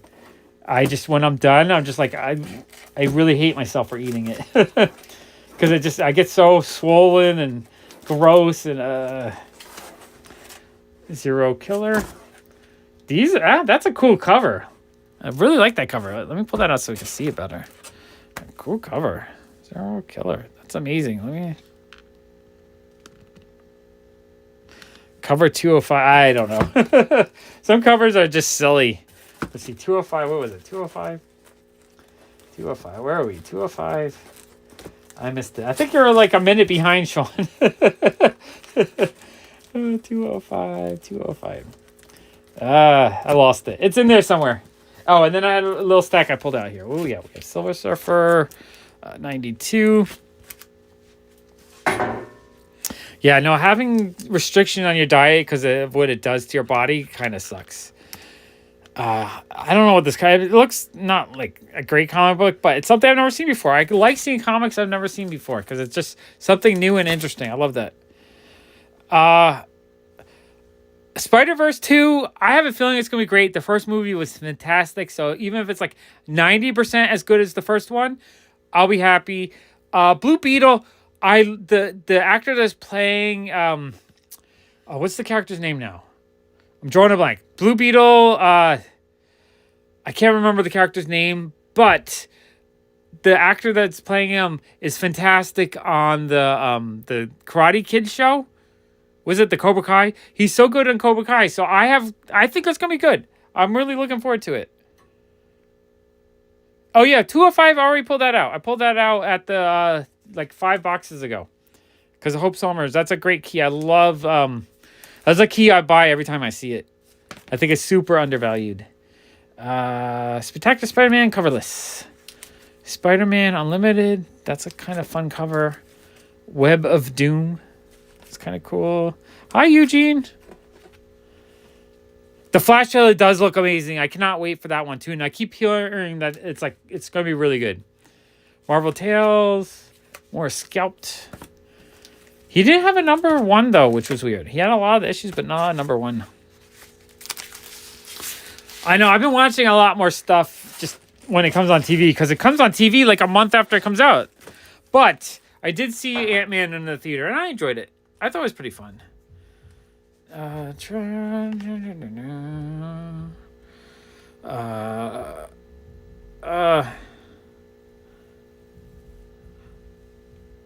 Yeah, I mean, isn't that generally the case for that 90s stuff, Anthony? Because it just, you don't find it in newsstand unless you buy 30 boxes of it all at once like you did. You don't find newsstands, but when you do, you find 5 trillion of them. That's how Anthony does it, at least.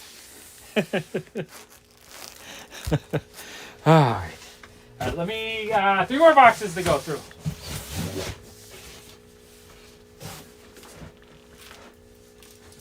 All right.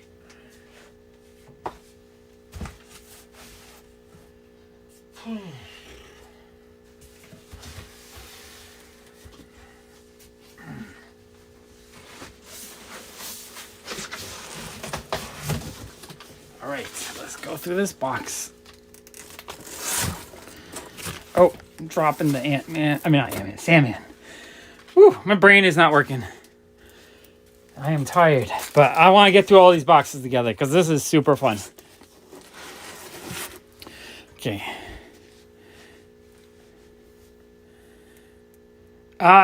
Joaquin Phoenix is a fantastic actor, so even though his Joker is kind of different than normal, it was a good movie. Okay. Let's see. All right, let's start going through this box. Okay, we got Stormwatch. There's a few issues of this series. Stormwatch. Here, wait. Let me move the camera down until we get to the back of the box. Okay. So I don't know if any of these have any value, but some of the covers are okay. They're kind of cool. Not the greatest covers, but just happy to have them. This kind of stuff, it's fun. I like getting all the oddball stuff.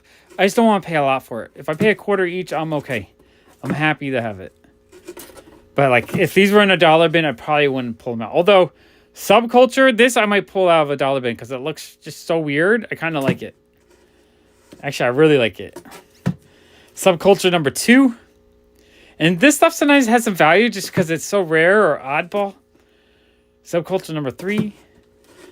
Subculture number 4. Suburb Glamour. I think there was more of those in another box. And then we got Untold Tales of Spider-Man number 1. Spider-Woman number 2. Spirit number 1. That's an awesome cover. I actually really, really like that cover. Fantastic. Spirits of Vengeance 1. Spirits of Vengeance 2.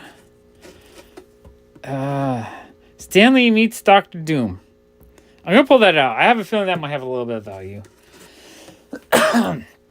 My voice is going. I might have to stop soon.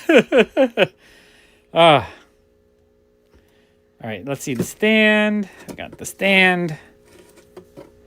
The stand. These are kind of cool. The stand. The Untold. All right, which one was that? Okay, Untold. Oh, this one here? Okay, I'll put that one out. And yeah, the first one was fantastic. So I have high hopes for the second one. Really high hopes. Which means I might not like it as much because I love the first one so much. The first one is like one of my all-time favorite Spider-Man stories. Star Trek. Storming Paradise. So we got some war comics. Stormwatch. Stormwatch. Oh, I do love the Amigo Theater, though. These cracked me up so much back in the day. Oh, that's blank. Unknown Soldier. Neon Omicron. Oh, I didn't realize that's a cool Cthulhu cover. That's probably got some value. That's actually really awesome. Oh, I'm going to put it in this empty bag. I don't know. I sort of like... I like collecting Spawn. Let's say that. I like collecting Spawn. I like an awesome Spawn cover. I've never found myself really enjoying the Spawn storyline. So, like... Sort of love Spawn. Sort of don't love Spawn. It's kind of weird. I love collecting Spawn. I love the rare covers. I love the amazing art on some of the covers. But I don't really like the Spawn character. I don't know. I don't like his design that much. And I don't really like the... I haven't had any of the storytelling that I just absolutely love. This is a fun little like Jeff Lemire advertisement or something. That's cool.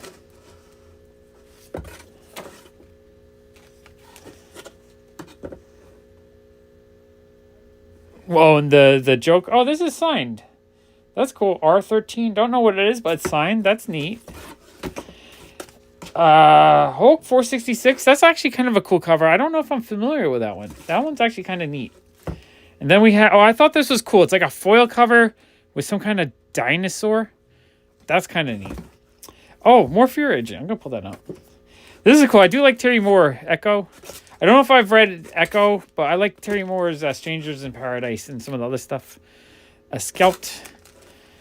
Oh, what's this? This is the Neon I can't read. I am dyslexic. Sometimes it's hard. Unknown Soldier. All right, why are these all upside down? Let's put this around. Nova 25. The Nova series is cool.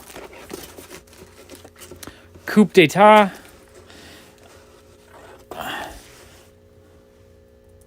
One of the Stormwatchers is something. Okay. If you remember, or maybe I'll look it up after the video. Coup d'etat. Got a few of those. We have XXX Zombies. What's going on with that? I don't know. I don't know if I want to read that, but it has a cool zombie cover. But yeah, XXX Zombies. Not sure if that's a story I want to read. Oh, that's a Jaws homage. That's actually really cool. I really like that. That's an amazing cover. Stormwatch 4. Did I pass it? Or was that... Oh, Stormwatch. So this one... Do you remember what... is this like the first hack and slash or something like that? I'll pull it out. Definitely pull that out. Sean's got the knowledge. The Walking Dead. You know, we got... I think we found The Walking Dead. I really like the covers on this. But I don't know what the story's about. I don't know if I want to read the story. So the 52 Aftermath. That's kind of a fun cover. That I don't know much about. It's a different... So it's not this Stormwatch number 4. It's a different Stormwatch number 4. If it is, I'll try to dig it out later. I will have to do a better sorting of these later. But for now, I'm just showing everyone because this is fun. Crossbunks. This is signed. Kind of like the cover. I think that's kind of a cool cover.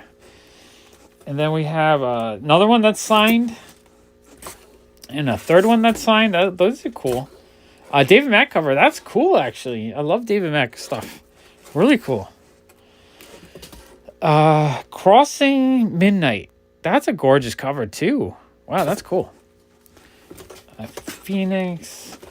Yeah, stuff like this, the 90s stuff, I get so often that it doesn't, like, even though I love the Phoenix, those issues do not spark any kind of excitement in me. Comic Geek Speak. Some weird indie comic. It looks interesting, though. Oh, the 97 series. Okay, so older one. No, older one. Okay. Between you guys, between Anthony and Sean, you have, like, so much knowledge. Dave Ryan sketchbook. That looks kind of cool. I do like... Oh, this one has value, right? Dark Claw #1. The amalgam stuff has value. And Legends of the Dark Claw. Pretty sure those have value. Dark Tower. Second printing variant. DC Universe. A couple different DC Universe. Dead Space. Some zombie books. Dead Space. Dead Space. Dead Space. Death Blow. Death Blow. Death Blow. Death Blow. These covers are kind of boring to me. I don't know. They're not sparking joy at the moment. Death Blow.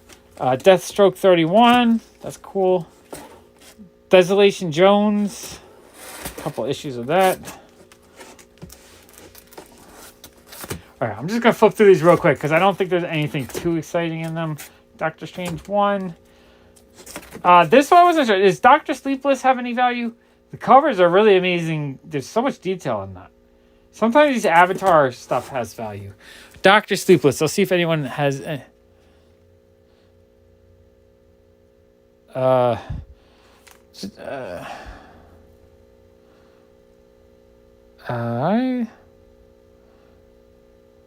Let's see, blank.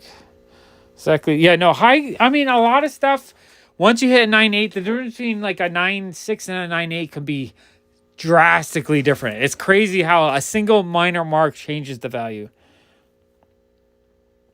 Dead Space 1. Did I? Okay. I don't know how far back that was.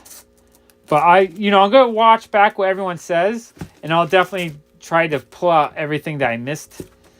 Because I think that was earlier. So Dr. Sleepless.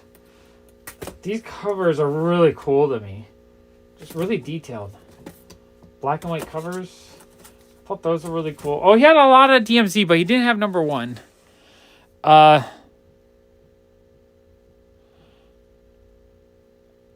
I'm trying to keep up with everything. You guys having big conversations. Trying to keep up with everything. Okay, I think I got it. I got everything. Okay. What we got? We got a bunch of DMZ. DMZ 9. I don't think any of this series has a ton of value except for #1. Which I don't think he had #1 when I went through the whole collection. 14. I'll put those in there. 15. Usually when I buy a collection like this where the people read them and whatnot, I'm assuming they're very good. I mean, very fine to near minus at best. So I'm not expecting 9.8s. And I don't buy stuff assuming there's 9.8s. 9.8s, if you find one, is almost lucky, not something that I go after. Because it's so hard to get 9.8. You have to have a comic book that someone almost never touched, put in a bag immediately, and doesn't have a single fingerprint or mark on it. That's kind of hard to find. So I assume when I buy a collection like this, you're not going to find a lot of 9.8s. Oh, sure. Dark Claw. This is... oh, that's a newsstand. The Legend of Dark Claw is a newsstand. That's actually really cool. And then we have the... we have that one. What did you want to look at it? Yeah, I think messages are lagging a little bit. No, I know, Sean. I know you hoard away your amalgam. They're worth picking up for $1 every time you see them because they're definitely some value and they're not that common. So Dr. Sleepless, not the man. It looks really cool though, and Warren Ellis is a decent writer. Yeah, I know. I need a Walking Dead 1. Venom. So Spider-Man 398, I don't think it goes for 7,000. That's... A fingerprint is mostly... A fingerprint or a finger pull where it's like that little triangle, that'll bring it down to a 9.6.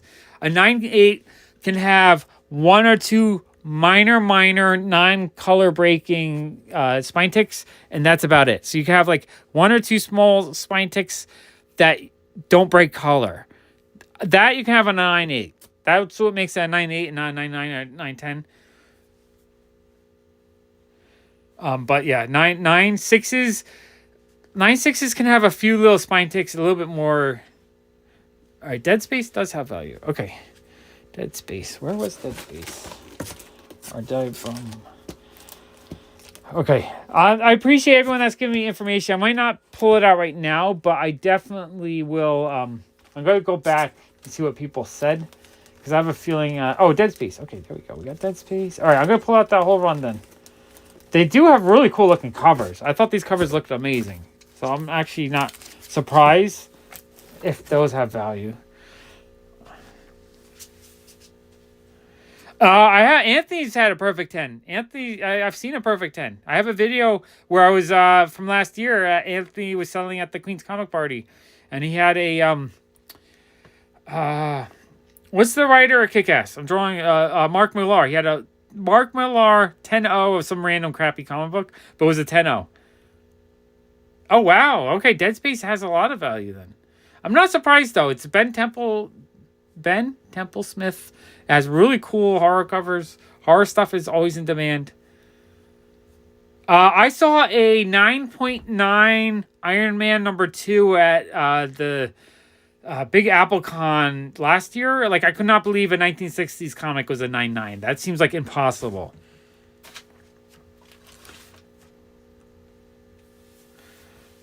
Yeah, no, if that's video game related, I'm not shocked that that's $50. People are paying. Oh, you end up keeping the 10-0. Yeah. That comic I think is worth holding on to for now, because you never know with Mark Millar stuff. Although his show bombed, I don't think it was that good. The drawing a blank. What was the show that they did on Netflix? I think. Why am I drawing a blank? I'm drawing a blank. My brain is empty. I'm looking at too many comic books. It's pushing out all the other information in my brain.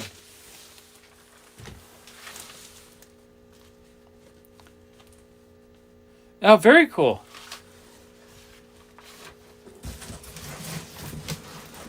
Oh, I unplugged my light.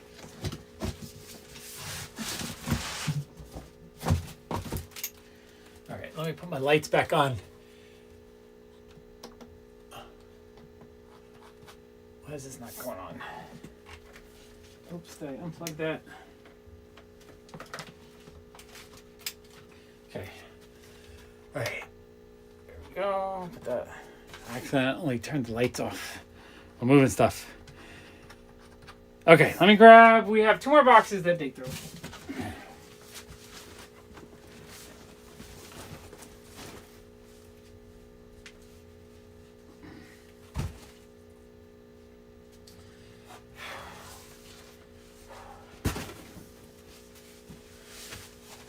I have 199 in my collection. That was the grand prize from mystery boxes I bought last year at New York Comic Con. Sean was there when I was opening them. That's a cool book, but I don't have a 10-0 myself. I think Sean has a 10-0 on his list of things. He wants to own a cool 10-0 if he can. If he could afford it, it'd be a Jungle Action 6 10-0. He wants every condition from 0.5 to 10-0 if he can get it. Okay, drink blank. Whew, this is kind of tiring. Super fun, though. Right. I can't believe 75 of you guys are still here hanging out. This might have been my most popular live stream to date. Because usually people run away because I live stream too long and I don't do anything exciting. Yeah, no, the standard comic books, like... Alright. So, like, 15 years ago, I worked... A friend of mine was the editor for Burly Man Comics, so I have tons of cases of Doc Frankenstein. So I was helping him with his mail order at the time, and I went through 50 boxes of Shaolin Cowboy #1, probably 2,000 copies, and I picked out one that was perfect. I never sent it in for grading, But I looked at the corners. I made sure there was not a single dent, not a single mark. That might be a 10-0. But that's what you have to do. You have to look for like the most perfect of perfection to get it. And even then, you get the person at the wrong day. They're like, yeah, you know what? This is only a 9.8. Even though it's perfect. I think it has a lot to do with emotion some days. Okay, I'll pull out that stack. All right, is there... Oh, wait. This New Avengers, isn't there an issue in this series that has some value? New Avengers, let's get on the ball. What issue has value? I feel like one of these has value. New Avengers 24. So you want a 10-0 Lady Death cover? That would be cool to get. 26. 27. 28. Illuminati. That's cool. Number 5. New Universal. Okay, these are cool. I don't know if there's any value in them, but the covers are actually really fun. I kind of like the sepia tone colors. That is a cool cover. That cover is really cool. Well done. Well done cover. Oh, we're back to these really awesome David Finch but terrible border comics. I love the artwork. Like, just the line details and everything are awesome on these. But I wish they had done a full cover without the... crop in them. Nexus. Got some Nexus. We got some Next Wave, Agents of Hate. I don't know. I feel like one of these might have some value. I just don't remember. 4, 6, 7, and 11. Okay, yeah, those are the first appearance of the Black Order, if I remember correctly. Maybe I'm wrong. I could be wrong. My brain is tired. Mission City. That looks kind of cool, actually. I'm going to pull that one out. Got Young Liars. Issue 5. Nova 24. Awesome cover. 2 more. New Avengers. Yeah, I think he only had the higher numbers. Art of Paul DeField. I don't know why these ones are in here upside down. Guardians of the Galaxy number 12. I might have missed that issue. Scalp 28. Actually, I'm going to pull out the Guardians of the Galaxy. Wild Cards. Oh, some more upside down. Oh, Invincible 61. I didn't know there was more Invincible. I don't know how I must have missed a few while I was going through the collection. Kick-Ass. I'm going to pull out the Kick-Ass. I feel like some of these have a little bit of value. These are all upside down. Okay, flip those around. Wow, I feel my voice is going. Yep. You want all the Jungle Action 6s. Every single one, ever. Walking Dead 63, I didn't see that one either. Okay, I must have missed part of this box or something. Oh! Is that the first appearance of Chew? Because Chew 1's on the back? Someone let me know if that issue has some value. I feel like that one has some value. Four Eyes, Captain America. Oh. All right, this box is kind of hard to go through because it's all flippy and floppy. Oh, I didn't even see that one either. That's cool. Muppets, did I not go through this box? Or maybe he just counted it? Moon Knight Saga? I don't remember going through this box. I feel like we just counted this one and I didn't actually go through it. Detective 853. Okay, this is fun. Super fun. Let's see what we can find. DMZ. DMZ 58. Alright, I gotta move this because it's like flipping and flopping as I go through here. And I don't like it flipping and flopping. Okay, there we go. That's better. Okay, we got Chew 15. That's cool.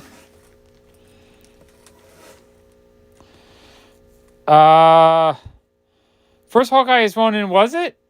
I thought I didn't see it. What, do you remember which issue is the first Hawkeye is Ronin issue? Yeah, I thought 61 had some value to it. Okay, right. First Illuminati. Okay, chew.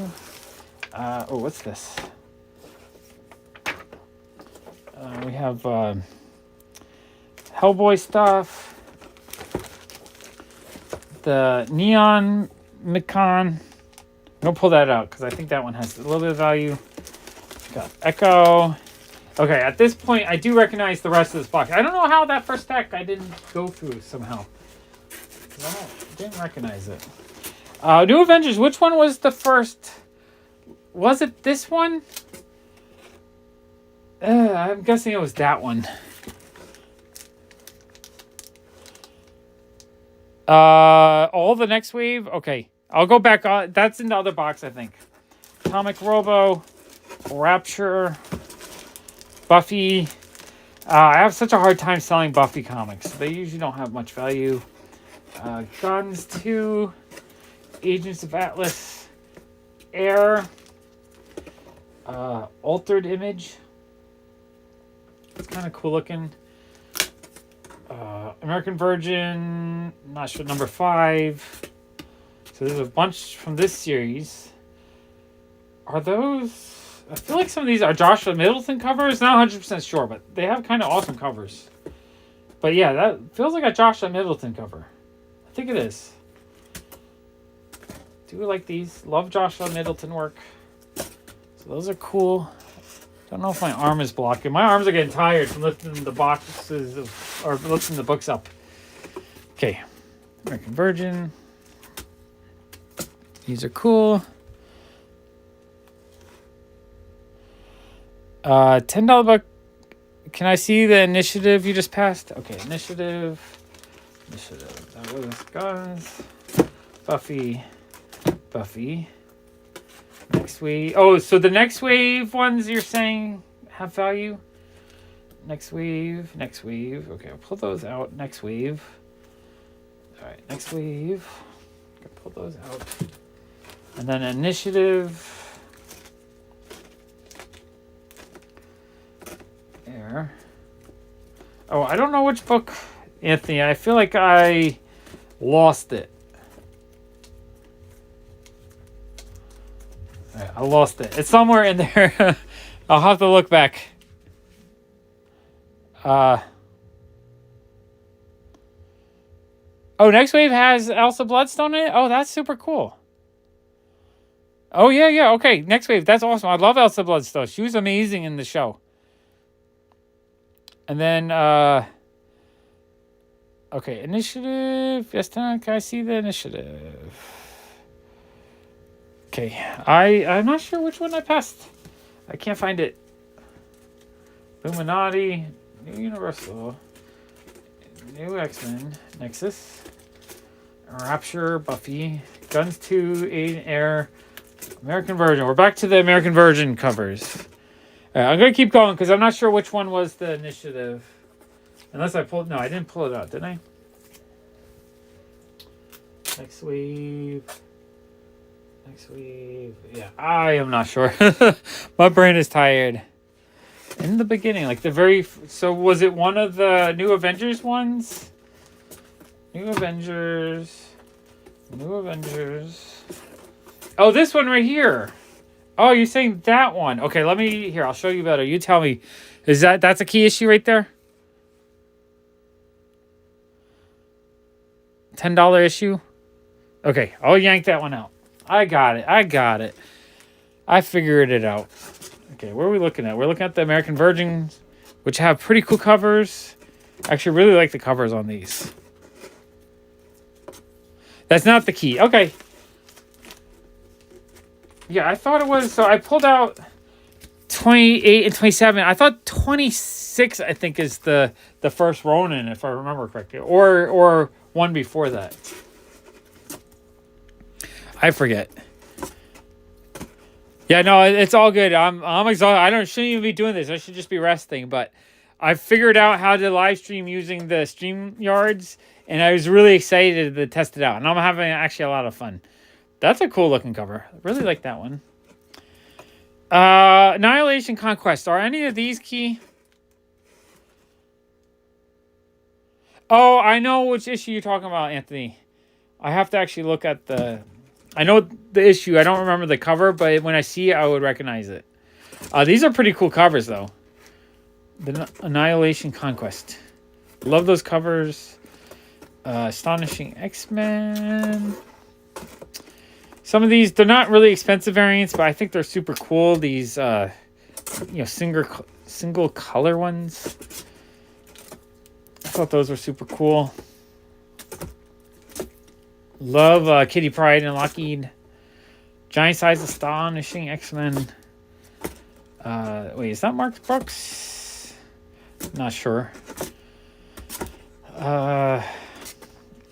Yeah, I don't remember if there's anything of value in that run. Some cool covers, though. Ash. Any value in Ash? I don't think so.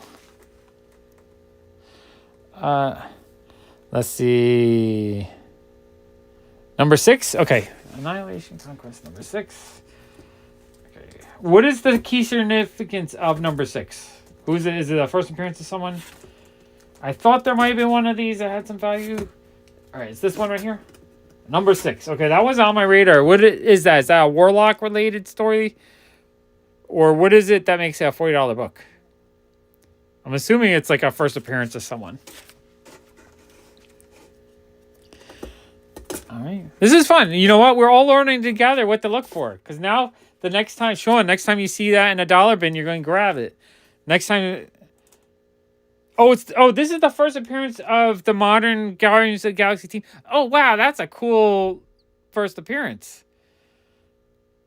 Wow, okay, that is awesome. All right, I don't know if I had that one. I am thrilled that I love the Guardians of the Galaxy, so that is awesome. All right, Antoine Sharp is the Atheist. That's an interesting looking comic book with the zombie lady. Atomic Robo, that's kind of cool. I always thought issue number 1 was the first appearance. So that's actually really cool. Awesome. Love it. These Atomic Robo covers are really cool looking. I love them. Like, this is something, if I was going through a dollar bin and I saw these, I'd grab these all day long. Just because I love robots and I love cool sci-fi covers like this. These covers are really cool. Atomic Robo 2, 3, 4... And then Atomica. This one is signed. That's a kind of cool cover. Don't know if there's any value in those, but they're cool. The Authority number 1. Not sure if there's value in that, but that's cool. Terminex Avengers number 3. Avengers 4. Is that a first appearance of someone? Not 100% sure. Avengers 368. 101. Batman 495. He only had like 3 or 4 Batman. He doesn't even know how he got these. He wasn't really a DC guy. But a little bit of Batman mixed in there. Really awesome Michael Turner Battlestar Galactica cover. Little red foil. That's cool. Bizarre New World. The Spider-Man 1 homage. I kind of like that. I kind of like this goofy super underground stuff. That's fun. Black Summer. Is that worth something? I feel like Black Summer might have a little bit of value. Scarlet Witch one? Okay. Where did I... What was it, like 5 hours later? Oh. Yeah, $5. I'm not going to get excited over $5, even though it's a key. Because $5 means in reality I might only get 2 or 3 out of it if I was to sell it. But I'm not 100% sure. I might need it. That's why I'm crazy. I try to sort all this stuff into my collection before I actually sell anything, which means I barely sell stuff.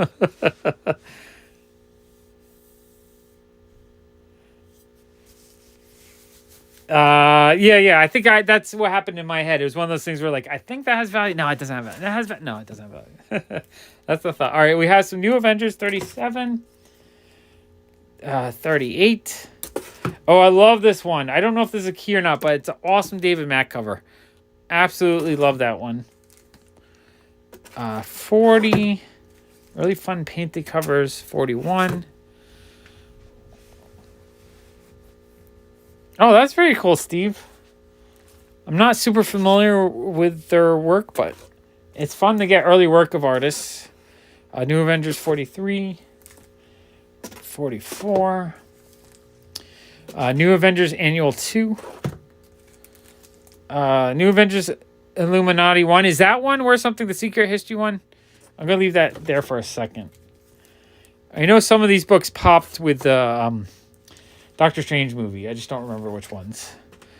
Ultra Monthly. Everyone's favorite key book back in the day where you buy 50 of them. Iron Man 1. Kitty Pryde and Wolverine #1. Terrible condition. I love this book, but it's really not worth anything. I see them all the time. X-Men 3. Ultra Monthly. And Gen 13 #4. Terrible condition, though. Wildcats #3. Everyone's favorite. Oh, no. Why are we falling? Don't want to damage anything. Okay. Oh, these are the ones we pulled out before. Let me just put these back up here. I gotta get those into another box. Okay, yeah, that's everything in that box. So wait, this one right here, this is $20.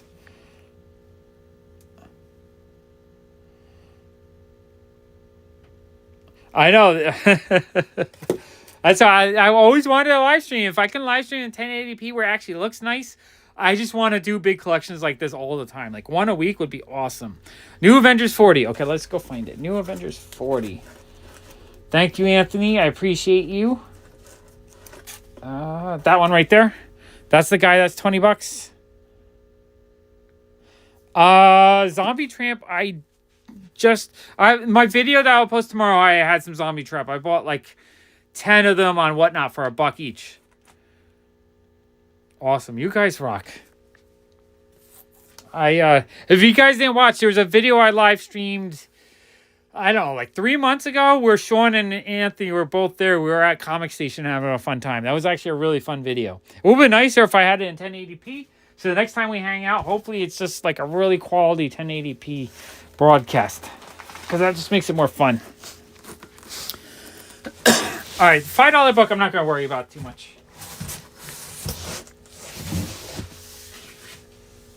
Because you know what $5 means is that you sell it to someone for $3 usually. You'll negotiate it down a bit.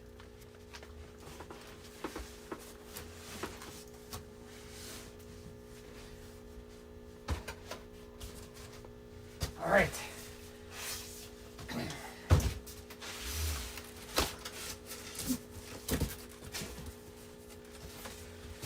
All right. One last box of comics to go through. Then we'll be done for the day. Was there a Black Summer based on the show? I still have to finish the last like 2 episodes of the series. It was fun. I like zombie movies. I don't think I liked it as much as you did, Sean, but I did enjoy it. Okay, where's my soda? I need a sip. My voice. What time? Wow, have I been out here for 2 hours and 45 minutes? I didn't think I was gonna. This is fun though. I've been having fun. You guys been having fun? All right. Okay.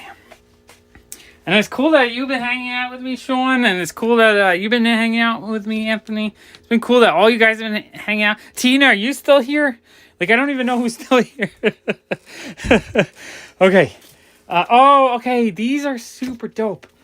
So I absolutely love the artwork. This is Elephant Man #3. Brian Boland cover. Beautifully colored. The person who did the coloring on this really worked with Brian Boland's work. It's like you still see all the little hash details that Brian Boland does, but it's colored well. That is awesome. Awesome. And Tina's still here. You guys are awesome.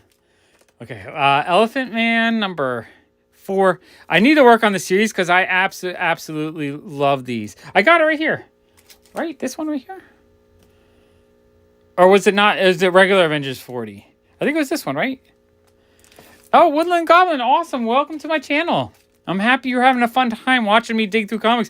This is fun for me, and I don't have to edit it afterwards. So I definitely want to do a lot more. I might just start grabbing 3 or 4 long boxes and doing live streams like 1 or 2 times a week. But these Elephant Man covers, I absolutely love them. Oh, this series grabbed value before the movie, but I think it bombed. I absolutely love the covers on it, though. Eternals #1. I think I have most of the variants as well at this point. Just because they have such gorgeous covers. I kind of hope that they're going to do a second movie for sure. I kind of hope the second movie is really good. Because I was disappointed in the first movie, and there was so much potential.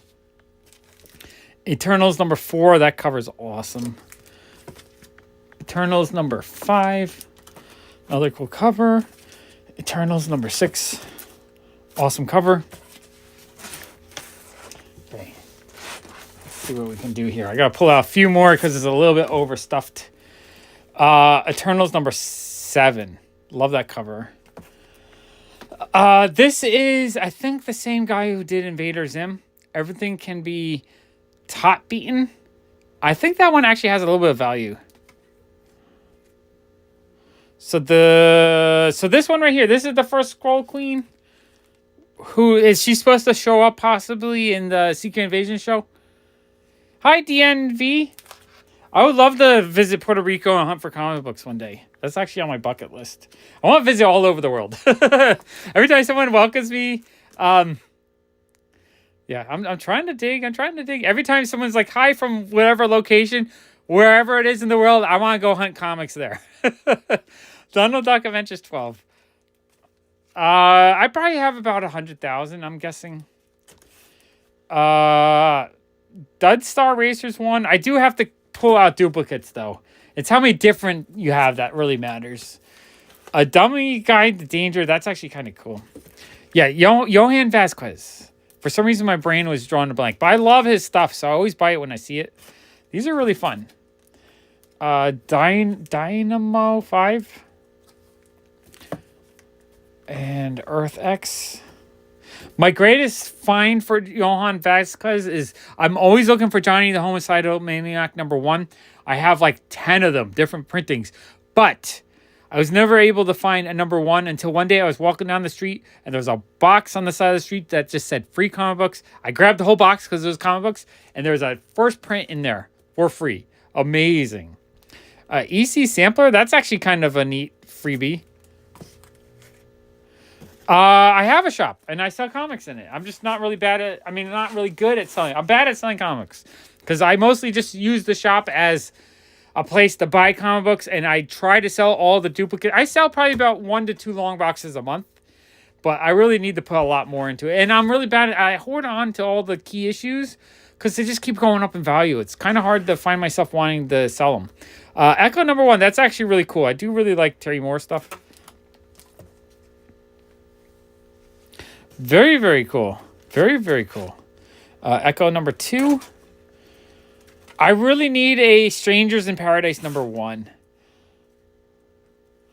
Yeah, no, well, the movie kind of bombed. It had parts that I liked, but overall, it kind of sucked as a movie. Eternals had so much potential. They could have done a better job. Echo. Yeah, Terry Moore's stuff is fun. And these covers are actually kind of cool, too. Echo 8. Echo 9. I know. Well, if I'm out hunting comics, I could... Here, not just hunting them, but showing them on video, I'm here for 3 hours. Oh, more Elephant Man. I love the Elephant Man covers. I really need to put this whole set together. I don't know what I'm missing. I probably have most of them because I always pick them out dollar bins. Gen 13, 18. Number 19. 20. 21. That's actually kind of a cool cover. Again, I'm a sucker for someone wearing a spacesuit. Gen 13, 22. Number 23. Number 24. Oh, William, awesome. I love the Fiction House stuff. I want to collect so much more Fiction House. It's so hard to find it for a good price and good condition. I'm definitely going to see the new Flash movie. It looks really good. And that one I might actually go to the movie theater to see. Or maybe not. I might just wait a month. I don't know. I'm so busy. I almost rather just sit here showing comic books to people for 3 hours than sit down and watch a movie. I actually really enjoy doing this. This brings me a lot of joy, just sharing the world of comics with everyone.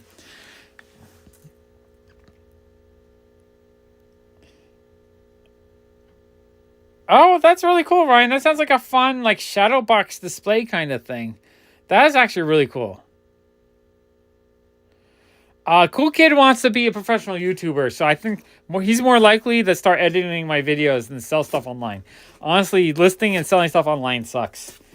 I've done it for so many years of my life that wherever I do it now, I kind of hate myself. That's why I'm kind of pushing the comic channel right now, because I just want success. Sharing the joy of comics with people. I love that cover. That's a cool cover. I love sharing comics and my joy of comics, and I just want to, if I could get like 20,000 plus views per video, I think that would be enough that I could do this full time. All I would do is grab boxes and live stream and edit videos and just do comics all the time. I would have so much fun doing that. All right, Gen 13. Some of these higher number Gen 13s might have a little bit of value. Gekaiga. I'm not sure how you say it, but it looks like a fun little comic. Gen 12. Gen 12. Gen 12. Gen 12. Gen 12. Gen 13. Fury Agent 13. Gearhead, that's kind of a fun cover. Gearhead. Like, the line work's not that great on these, but I kind of like the coloring on them. Another Fury Agent 13. Box Office Poison. Indie comic. Brass #1. That's a kind of cool looking comic. One Bronze Age comic book. Brave and the Bold 168. That is cool. Love Bronze Age stuff. Brave and the Bold 6. Brave and the Bold 1. #2. I kind of like the graphic design. I like the way the logos look. I always kind of like the graphic design of these. #4. #5. #6. #7. #8. #9. #11. #12. #13. #14. #15. All right, let me see what you guys are saying. You mean PGX? PGX is kind of like not as accepted because they make mistakes, like not catch restoration and stuff, so it's not so good.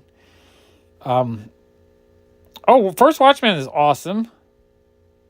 Yeah, commenting on my videos, leaving thumbs ups, and just watching them. All three, any kind of interaction with the video helps it feed into the algorithm. And the more that happens, the happier I am, because I want to do videos. The DMCs are kind of hard to find, but I do find them every once in a while.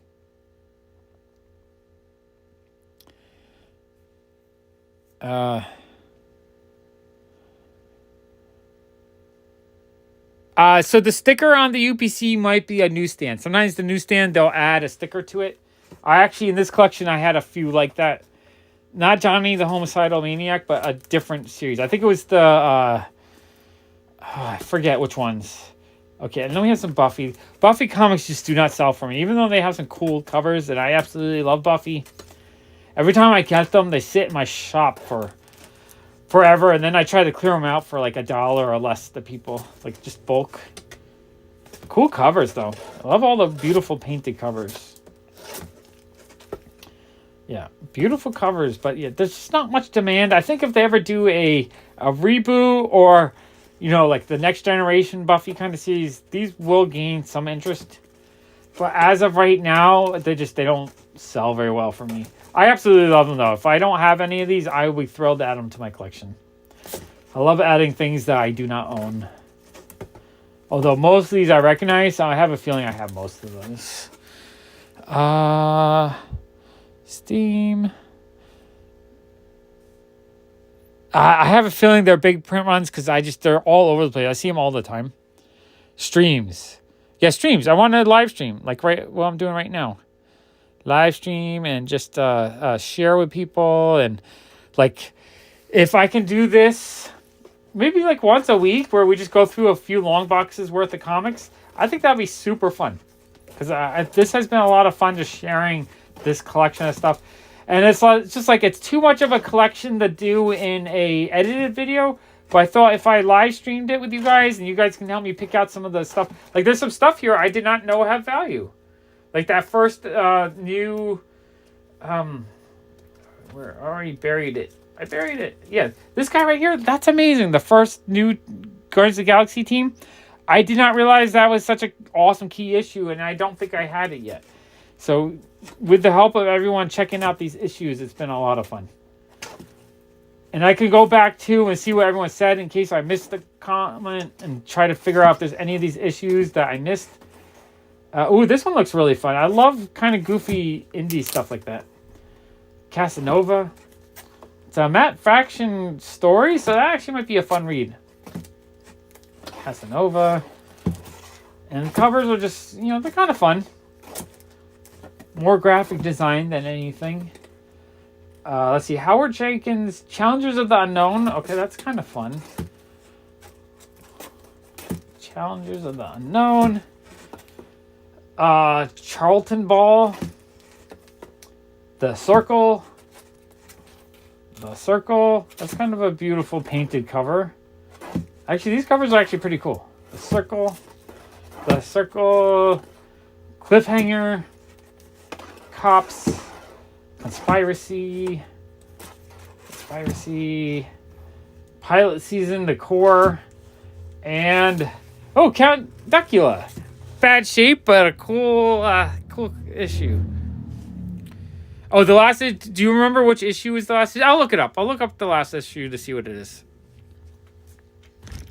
Right now, my most valuable issue is one I just bought 3 weeks ago. It's my most valuable issue would be my Daredevil 1 now. This collection is awesome because it's very it's organized, it's alphabetized in order. This is a great collection just for being organized. That's why I like going collections like this, going through a lot, because you see a lot of comic books you might not be aware of. You might find something new that you love. And it's just super fun to go through it. I would love to do a regular, just a dig cut, like maybe once a week or something. I'm having fun. This is a lot of fun just digging through these comics, and that's all I want to do. I want to dig through comic books and have a lot of fun with you guys. Here, let me change to my brick wall so it looks nicer. Here we go. Look, you've seen the behind the scenes of my videos. This is my brick wall that I film against. Oh, can I get this a little bit higher? There we go. Thank you, Anthony. I appreciate it. Venomized #1 is awesome. You're very welcome, Ryan. This is my first just live stream of higher quality where I'm just showing comic books. Thank you, Tina. I appreciate it. And I think the quality ended up being pretty good. I'm going to watch it back to see how much I like it. But if the quality looks good and it made a kind of fun, interesting video to watch after the live stream for everyone that watches after, that's a cool thing. That's what I want. I want to live stream more in high quality, just at comic conventions, comic shops. I want to hang out with Sean digging for comic books. I want to hang out with Anthony digging for comic books. I want to just go around and do a lot more comic content. And the thing is, if I'm live streaming, I don't have to edit it.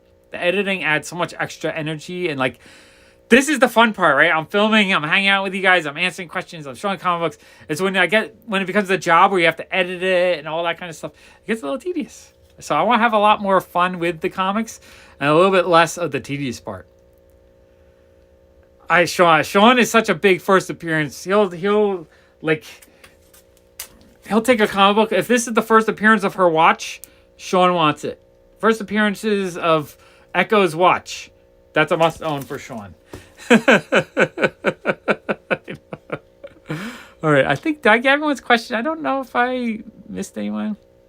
Oh, Casanova, I'll have to check it out. I'll read some of the stuff I do want to read. Okay, stream. Okay, I think I got everyone's questions. Oh, thank you. I have a deviated septum, so my nose is kind of oddball. Yeah, I know it's too close to the face. I'm just trying to read the comments, and I can't read them if I'm this far away. Then I can't see anything. That's why I need to show you some comic books. I got to give you some content to look at.